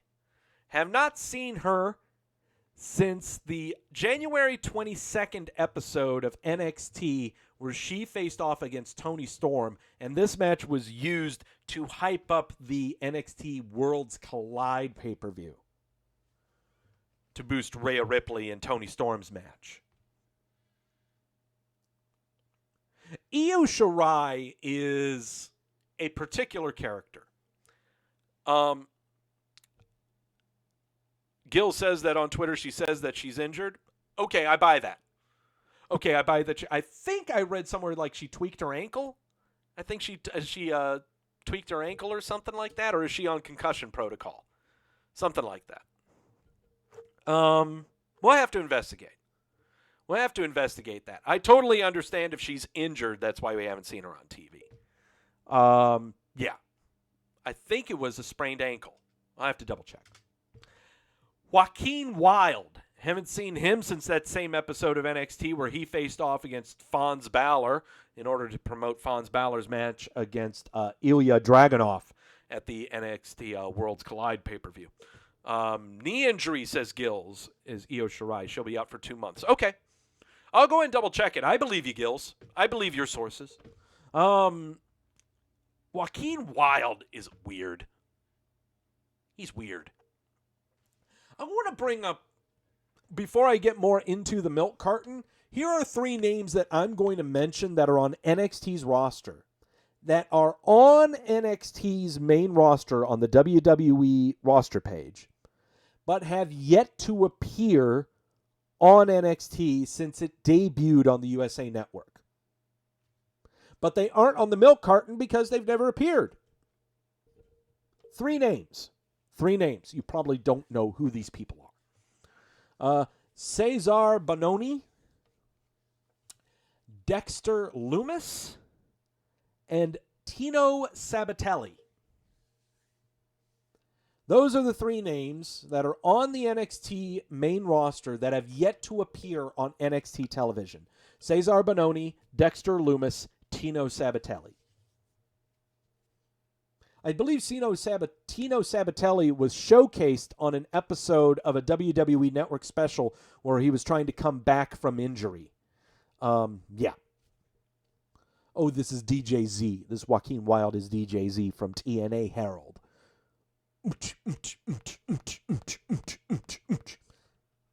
I don't get him. I really don't get this character. Rusev.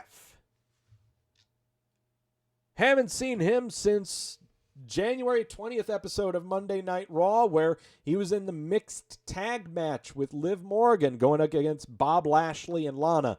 Don't worry about that. He's going to be in South Dakota. He's still got a job. I love this. Okay, I gotta tell you this. Okay, yes, I love Rusev. When he first came out, I loved Rusev. Okay, the character, everything. Foreigner, monster, heel, loved it. Okay, I still love this guy. Okay, there seems to be a recurring theme on the internet, especially on Twitter, to when this guy does not show up on television for at least 2 weeks, the reports are out. He hates his contract. He is walking out on the WWE. He wants nothing to do with them. He doesn't like how they're treating Lana. He is not liking how he's being used creatively. And he trolls them religiously on the Twitter because of it. Ringside News on the Twitter every week has got a story on Rusev, on how he's unhappy creatively. Every week. I look through the timeline. It happens. Every week. I love Rusev. I love him, love him, love him. And we could talk here and we can analyze the character and analyze the development of it and everything for the past 4 or 5 years. We can go ahead and do that. But he's going to be on TV. He's going to be in South Dakota for their little taquito trophy match. So it's all good. CJ with all the bait. Yep. Know when you're being sold to. Ooh. Sasha Banks, have fun with this one. Ever since the Royal Rumble, and her not appearing at the Royal Rumble, everyone's going ballistic. What the hell's going on with Sasha Banks? Oh, what's going on? She's not happy. They aren't using her on TV because they're unhappy with her.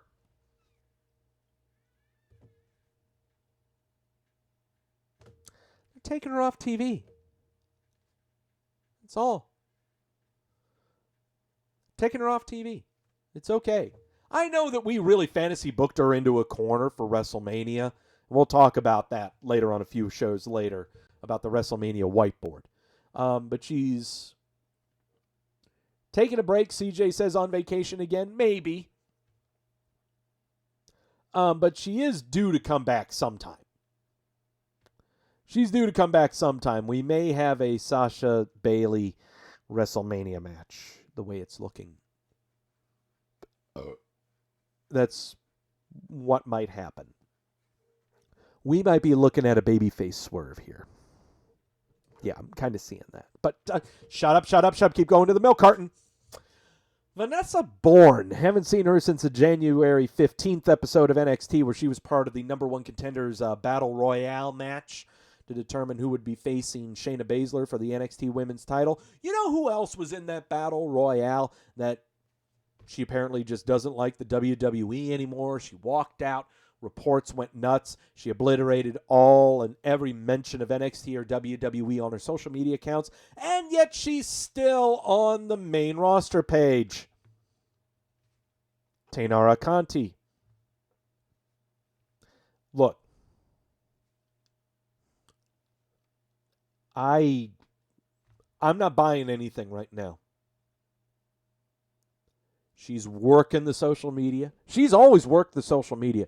Taynara Conti is a mainstay in social media. She loves posting the nice little sultry pictures of being Brazilian. And oh, yeah.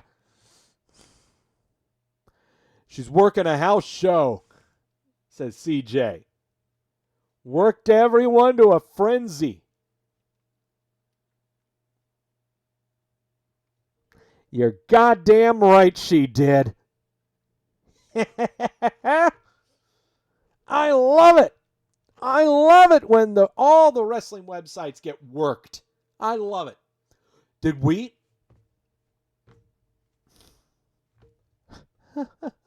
I love it. I fucking love it.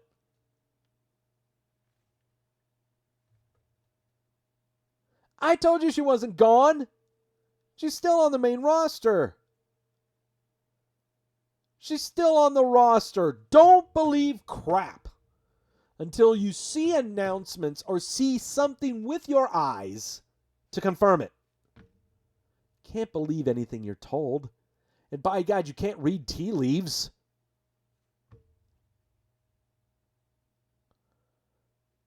Dear God, how many Mark Sheppards are there in the world? The Forgotten Sons. This, haven't seen them since January the 8th episode of NXT where they were facing off against Imperium in the first round of the Dusty Rhodes Tag Team Classic. These guys, I feel sorry for these guys. I love the look. I love the theme song. I love everything about these guys, but they're reminding me of Sanity. There's just something about a trio of white guys being angry and barbaric that the WWE just doesn't really seem to wrap their hands around. They are forgotten. Literally. Big Show. Haven't seen him since the January 6th episode of Monday Night Raw, where we were featured with the first ever fist fight, which was basically a last man standing match, referee's discretion, 6-man clusterfuck. I don't know. Big Show, we'll see him come back. Oh, yeah. WrestleMania times, Battle Royale. He'll be back. Drew Gulak. Haven't seen him since the January 3rd episode of... wait a minute. Where is Drew? There he is. Haven't seen him since January 3rd episode of SmackDown, where he was in a match against Otis, making fun of Otis that he would never be able to get a date with Mandy Rose. Doug, why didn't you talk about the Friday night SmackDown episode and the Valentine's date with Otis and Mandy Rose? Because honestly, that's the only segment we would have paid attention to on that show, and I damn well knew it wasn't going to happen.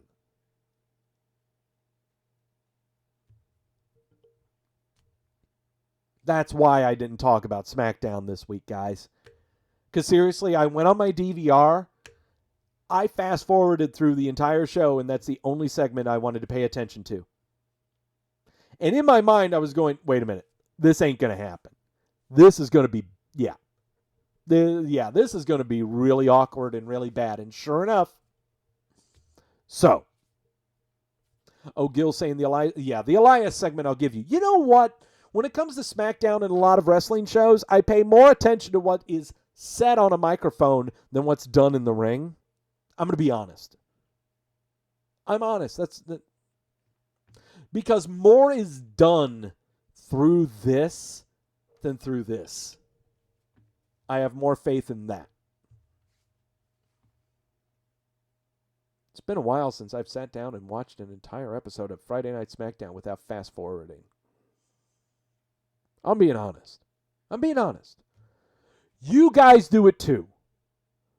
You all do it too. But Doug, we depend on you to tell us what's happened. You think I'm going to go over here and tell you blow by blow how a wrestling match had? No, stop it.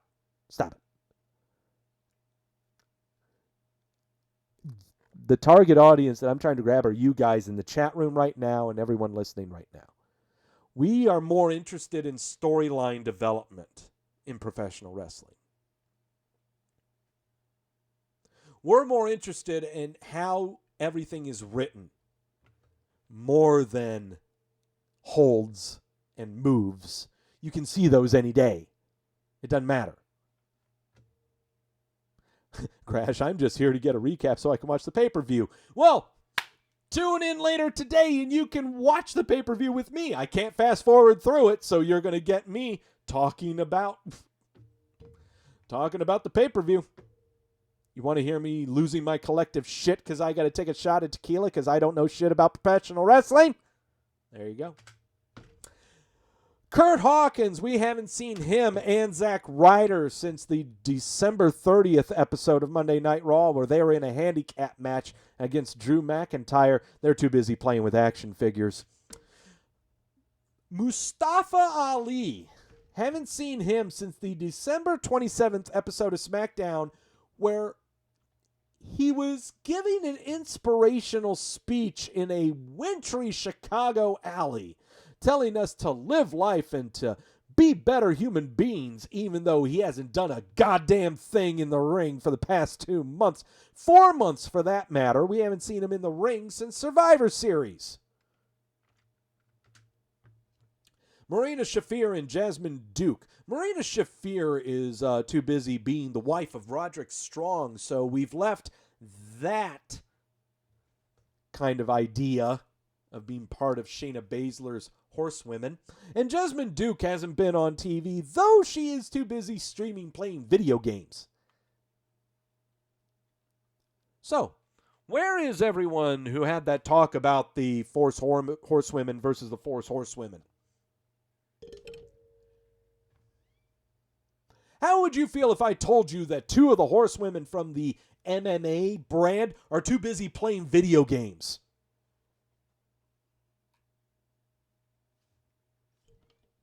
How's that part of fantasy booking coming along for you? I never latched on to it. Never. Never did. And if it were to happen, it was going to be for a very long time. Everyone talking about horsewomen versus horsewomen. How does it feel when you see half of the other team playing video games?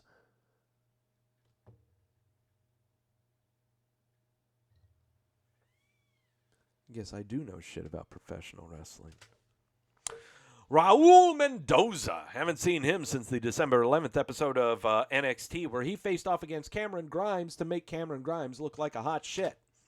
Drake Maverick. Haven't seen him since the December 6th episode of Friday Night SmackDown, where he was draped over the knee of Elias and spanked like a small child and then pointed at and made fun of by Dana Brooke because he is in a very successful and loving marriage.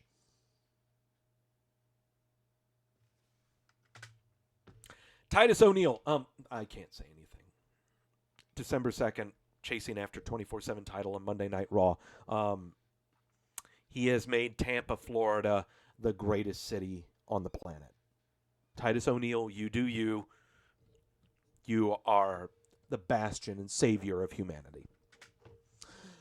Mansoor, haven't seen him since the November 27th episode of NXT, where we were totally convinced that he only performs in South Dakota, but we chose to show him on NXT on this date to face off against Shane Thorne, and we have not seen either of them since then. Oh boy, the Iconics. Okay. The Iconics, Billy Kay and Peyton Royce, November 25th episode of Monday Night Raw, where they were too busy shilling for WWEshop.com. Hey, Kayla! You gotta be joking me! You call that journalism, eh? Actually, that didn't hurt too bad.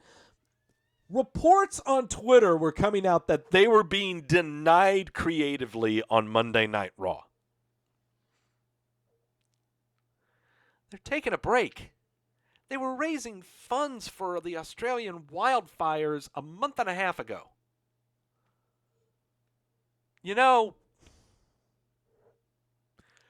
I never would have thought that the internet wrestling community and the horseshit punditry in general would end up giving a shit where these two would be. Whenever they were on TV on a regular basis, they shit all over them. Oh, now that they aren't on TV, you actually care where the hell they are? Shut up.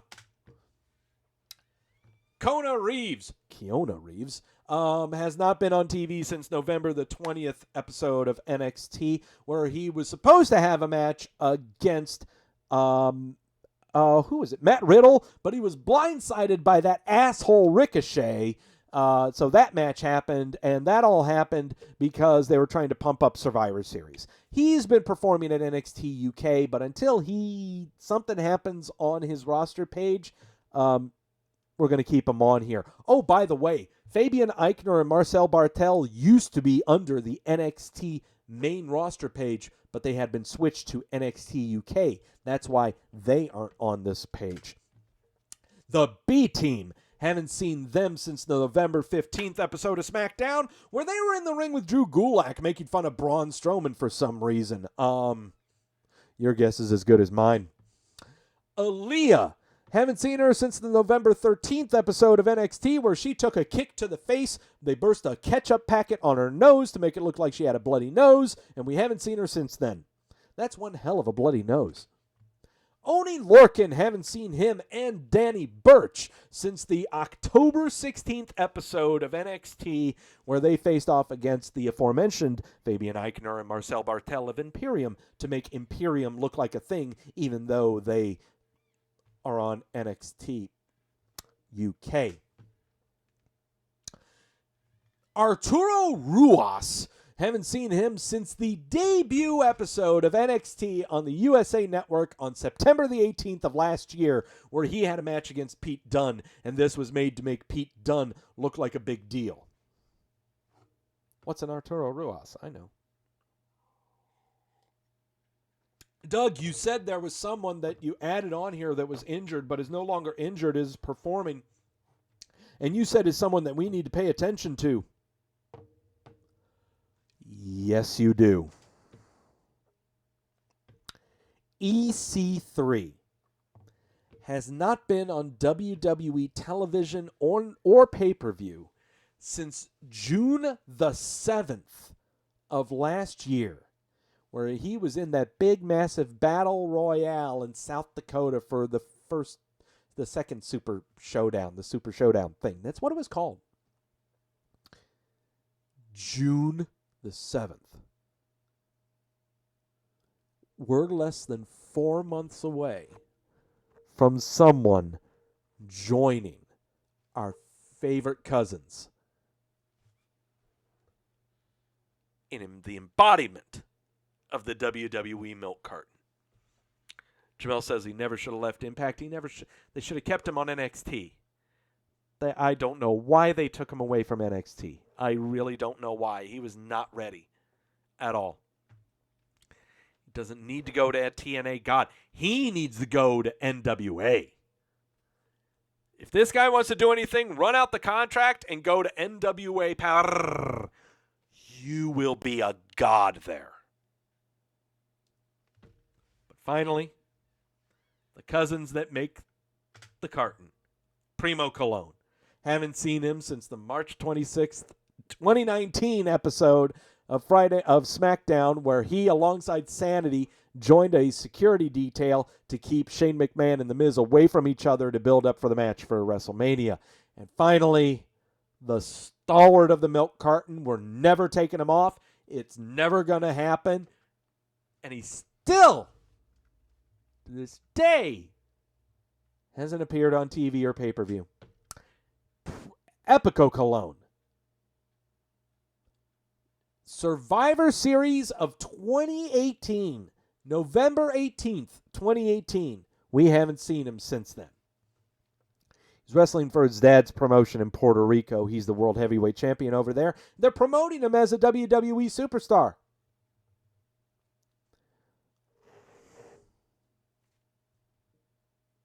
That's your milk carton.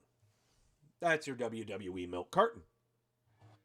Who else could be appearing on the WWE milk carton? Doug, tell us, who else could be appearing on the WWE milk curtain? Edge. He's not hurt. Edge will probably appear on the milk carton, but he'll show up later. Let me see some big names. Not names that'll be taken off after the South Dakota show. Oh, let me see. I'm just looking to see if there's anyone of any. Not really. Not really. Roster change on the image. I should note a roster picture update. No, I shouldn't. If there's a roster change, I'll let you guys know. If someone has left the WWE main roster, I'll let you know. But this is so close to being the Shining Stars milk carton. Or is it the El Matadors milk carton? I like the Shining Stars milk carton. Yeah. 5% milk.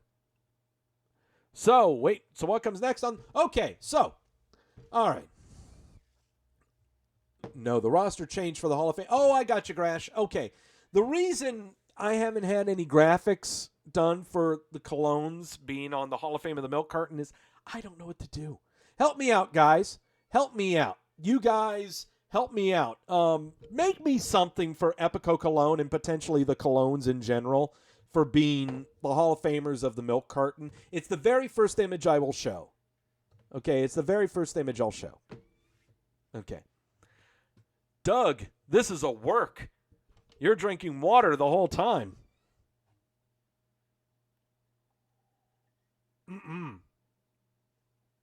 I've got half a mug left in here. This was a 12 ABV growler, and it's empty. All right. Stay in the gimmick, Doug. Time to go over the pay-per-view that's going on later tonight. We're doing a watch-along right here. Going to be along with me, watching flippy-dippy stupid shit and a lot of finisher kickouts. Let's go ahead and get to it.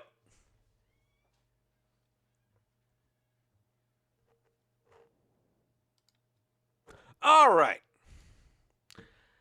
NXT Takeover Portland. Buzzsaw Chainsaw pay-per-view. We're going to do a watch-along right here later tonight. Not going to necessarily do it alongside the pre-show. I'm going to try to get online right when the pre-show gets off the air. So I get on, when the whole warning thing comes on. So keep it on to the Facebooks and the Twitters. I'll go and let you know when I'm getting on.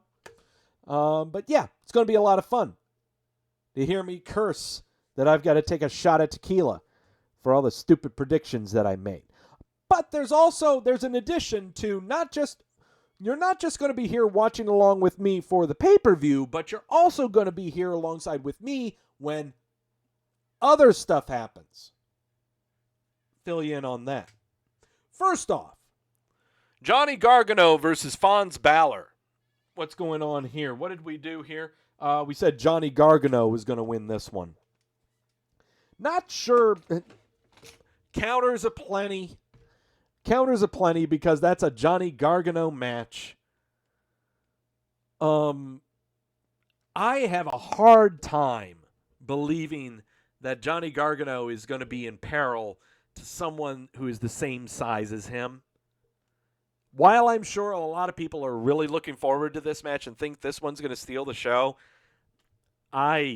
this one's going to be weird to watch. Yeah. I'm not going to be a fan of this one. There's going to be so many kickouts, so many counters. I feel for Mike Tedesco, who has to cover this. It is a bitch to recap NXT on WrestleView.com. It is an absolute bitch, especially when Johnny Gargano has a match. How in the fuck do I describe the counters that he does? Lewis asking, Doug, do you think Flair will ever show up on NWA Power for a cheap pop? Hell no, he's under contract with WWE. No, he's not doing any of that. Tegan Nox versus Dakota Kai in a street fight. I got Dakota Kai in this one. I'm just going to build up on her being a really horrible person. Yeah. There's no... I want a garbage brawl. I want an absolute garbage brawl here. I want trash can lids. I want kendo sticks. I want a table involved somehow. I want run-ins. Okay? But I think Dakota Kai's going to win because everyone's going to be running in trying to exact revenge and stuff, and they're all going to take each other out. You might see a swerve of some kind. Wait, swerves in NXT? No, those don't happen. What the hell was I thinking? One of the few times a DQ finish could work in an NXT match? Well, not this. I mean, it's a street fight. But NXT pay-per-views don't have false finishes. They're always tap-outs or pinfalls. So this one, Tegan Nox has not been on TV enough to warrant her winning this match. Dakota Kai. This is the match I'm wanting to see. Keith Lee defending the North American title against Double D, Dominic Dijakovic. Double D. We've got Keith Lee winning and locking it. But this is the match to watch. This is the 5th match, I think? No, 4th. This is their 4th match together. And this spans 6 to 7 months. Okay? This is going to be a fantastic match. Count on there being a double count out and someone rushes out and says, no, continue it. They are going to milk this for all it's worth. Okay? These guys are fantastic together. They used to be a tag team together in the Independents. I'm not lying. That's what my sources tell me. The chemistry these guys have is fantastic. Cannot wait for this match. This is going to destroy whatever the hell anyone else that weighs 50 pounds less than them could do. Tag team titles. Bobby Fish and Kyle O'Reilly defending them against Matt Riddle and Pete Dunne. Matt Riddle and Pete Dunne. We said that Pete Dunne and Matt Riddle were going to win this, but we did not lock it.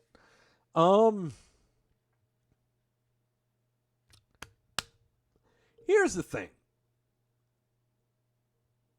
Undisputed Era. I get Adam Cole. I get Roderick Strong. But these are the two guys that I just don't get. For the past year and a half, 2 years, Bobby Fish has been injured for over half of it. Having a torn ACL and MCL, having a concussion, the guy has been injury prone. Kyle O'Reilly trying to be an MMA guy, but looks about as much as MMA as I look Japanese. I don't buy them as a thing. When there is a collective, as a 4-man Undisputed Era, sure. But, and yes, Kyle O'Reilly is fun to watch play air guitar with a belt. But that's all he's got. I don't buy him doing submissions and crap like that when he looks significantly smaller than everyone else. I don't get it. Jamel, yeah, he looks about as MMA as you look Irish. And you're a very black person. I didn't mean to put it that way. Okay, the delivery was kind of bad on that. Look. Undisputed Era, Fish and O'Reilly being tag team champs, I buy when they're being protected. They are not going to be protected here. I've got Dunn and Riddle winning. And I see a rematch happening, and they'll get them right back on TV. So, yeah. Riddle and Dunn are incredibly fun. Oh, their chemistry, their mic work, not the video segments last Wednesday, I'm not counting. They are just incredibly entertaining. Way better than the Bar. Okay, they are the new Bar. I think I'm kind of right in that assessment. Rhea Ripley defending the NXT Women's title against Bianca Belair, who, by God, I love Bianca Belair's entrance, her theme. Damn, I love that entrance. Man, she is going to be on the main roster before Rhea Ripley is, and this will damn near prove it. I've got Rhea Ripley retain the NXT Women's title and locking it. Charlotte Flair could absolutely interfere in this match. Would not shock me at all. Wouldn't shock me at all. But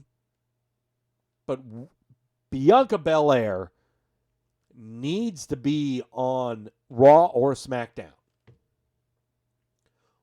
Where would I put her? Oh, God. I almost want to put her on SmackDown, but I'd put her on Raw. She is made for Raw. You've got Sasha Banks on SmackDown. I want her on Raw. Oh, man. CJ, are we setting up for a Charlotte NXT? Ah, God. That's part of the fantasy. That's part of the WrestleMania whiteboard. That's part of the WrestleMania whiteboard. Because Charlotte going for the NXT title, the reason that we're doing that is to build up the NXT brand. But if you have Charlotte go over that, that's not really good. So, I'm putting Belair on Raw, not just because her hubby Montez Ford is there, but because she has a look that no one else on Raw has. Period. I can't have her on SmackDown looking more like Sasha Banks than Sasha Banks looks like Sasha Banks. Fair. Are we going to hear any Hall of Fame predictions on the WrestleMania whiteboard? No, I don't do Hall of Fame predictions. No, I'm not going to do that. I'm not going to do that because that's how World War I started. Because I tap into those older farts and the angry white kids in the basements. Okay? I'm not doing that. I'm not going to say who should be in the Hall of Fame and who isn't. That's not for me. And it doesn't really matter because it doesn't really exist. Finally, the main event. Tomato Chomper going after Goldie. That's what Adam Cole has got.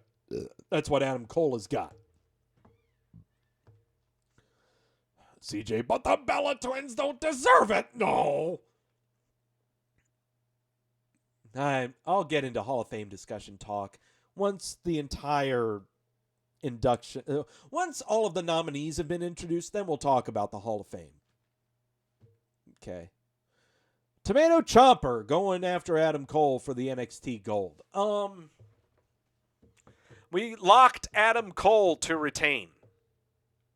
And rightfully so. Because we are only holding this for an inevitable title match at NXT Takeover WrestleMania over in Tampa. The NXT Takeover. NXT Takeover. Me matey. Because we're going to get Adam Cole versus Velveteen Dream for the NXT title in Tampa. Yeah. Jamel saying Adam Cole retains. He'll drop the belt to Tomato, Garlic Knot, Dream, or Fonz. Why? Is that, Mashoon, you're asking why Tomato's not going to win? Why? Velveteen Dream will get in. And actually, the match that we'll have over at TakeOver Tampa is going to be a clusterfuck. It'll protect everybody. It'll be either a triple threat or a fatal four-way. That's what we're going to get. Don't be surprised if it's a ladder match, too. Don't be surprised. We got to protect all of these guys because you're not going to see any of those people on the main roster. None of them after WrestleMania. The NXT performers that you're going to see on the main roster post-WrestleMania, Shayna Baszler's already there. Bianca Belair, she's moving.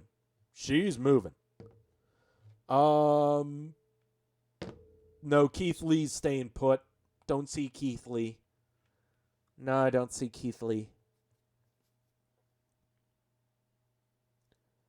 Jamel saying there could be a fatal four-way involving Roddy setting up for a breakup. That's going to be really tough.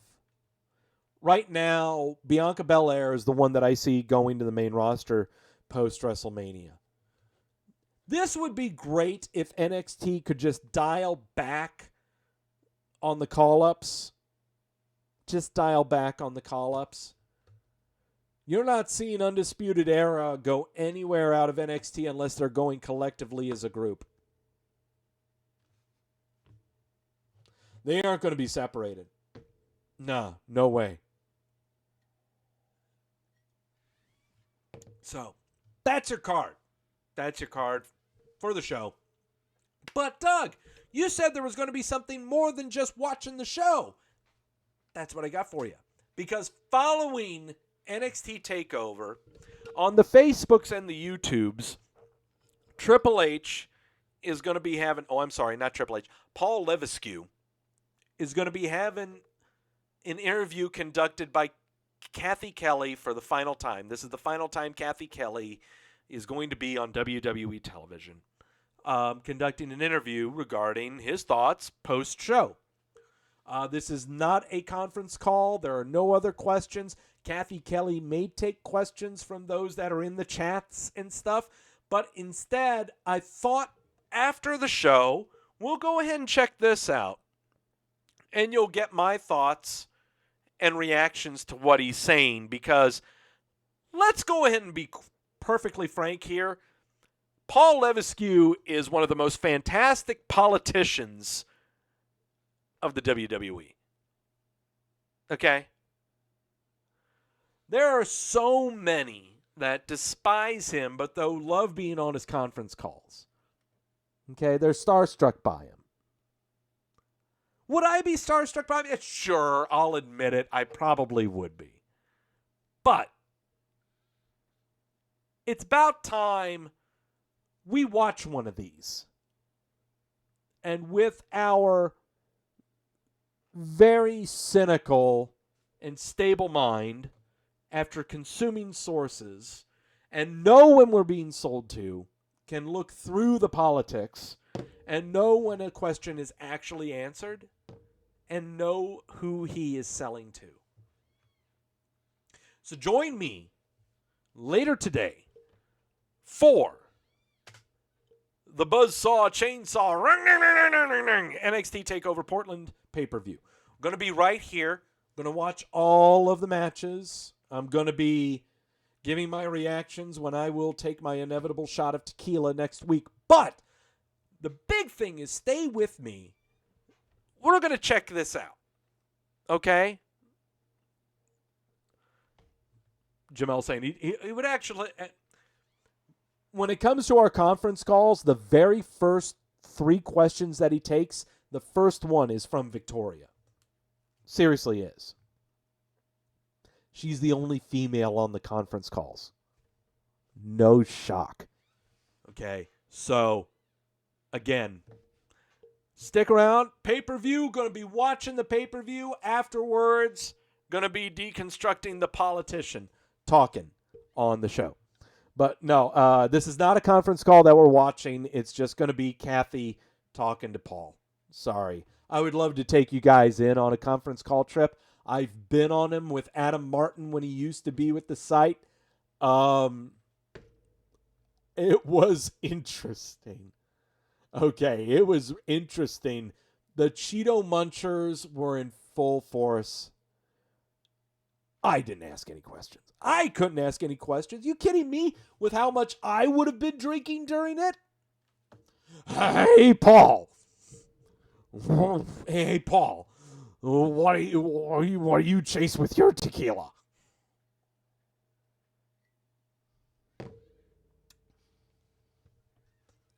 Hey, Paul. Hey, Paul. I liked you. I liked you, and you're nice. That's going to do it for Wrestleview Weekly. Thank you all so much for sacrificing your time from NXT, from XFL football to be with me. Once again, going to be doing a live watch-along right here. Same place. Probably about 5, I'll log in about 5 minutes before the pay-per-view starts is what's going to happen. New sources, I got another growler. It's different stuff, but a different growler.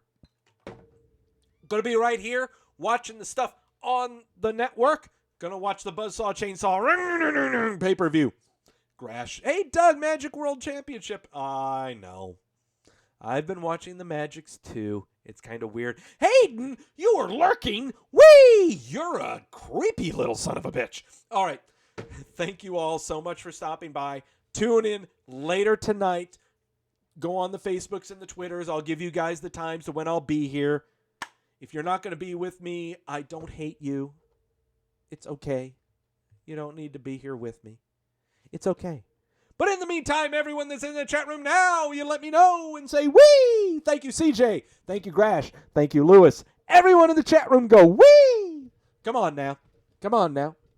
You were with me on this 2-hour drunken trip. Come on. Come on. Who else is in there? Come on. Come on, Daniel. Come on. 5, 4, 3, 2, 1. Oh, there's Gills. He goes, wee! 5, 4, 3, 2, 1. All right, that's going to do it. Oh, damn it, Jamel. Wee! Okay. Thank you all so much for stopping by. We'll see you later tonight. If you're not going to be here, have a great week. I will see you next Sunday. Check out tomorrow night, Mike and Victoria covering the Raw for you with a very cute, tiny human that will melt your soul. No, it's true. Mashoon, wee! Yeah. I can't see anything else. I've got to get out of here. As always, know when you're being sold to.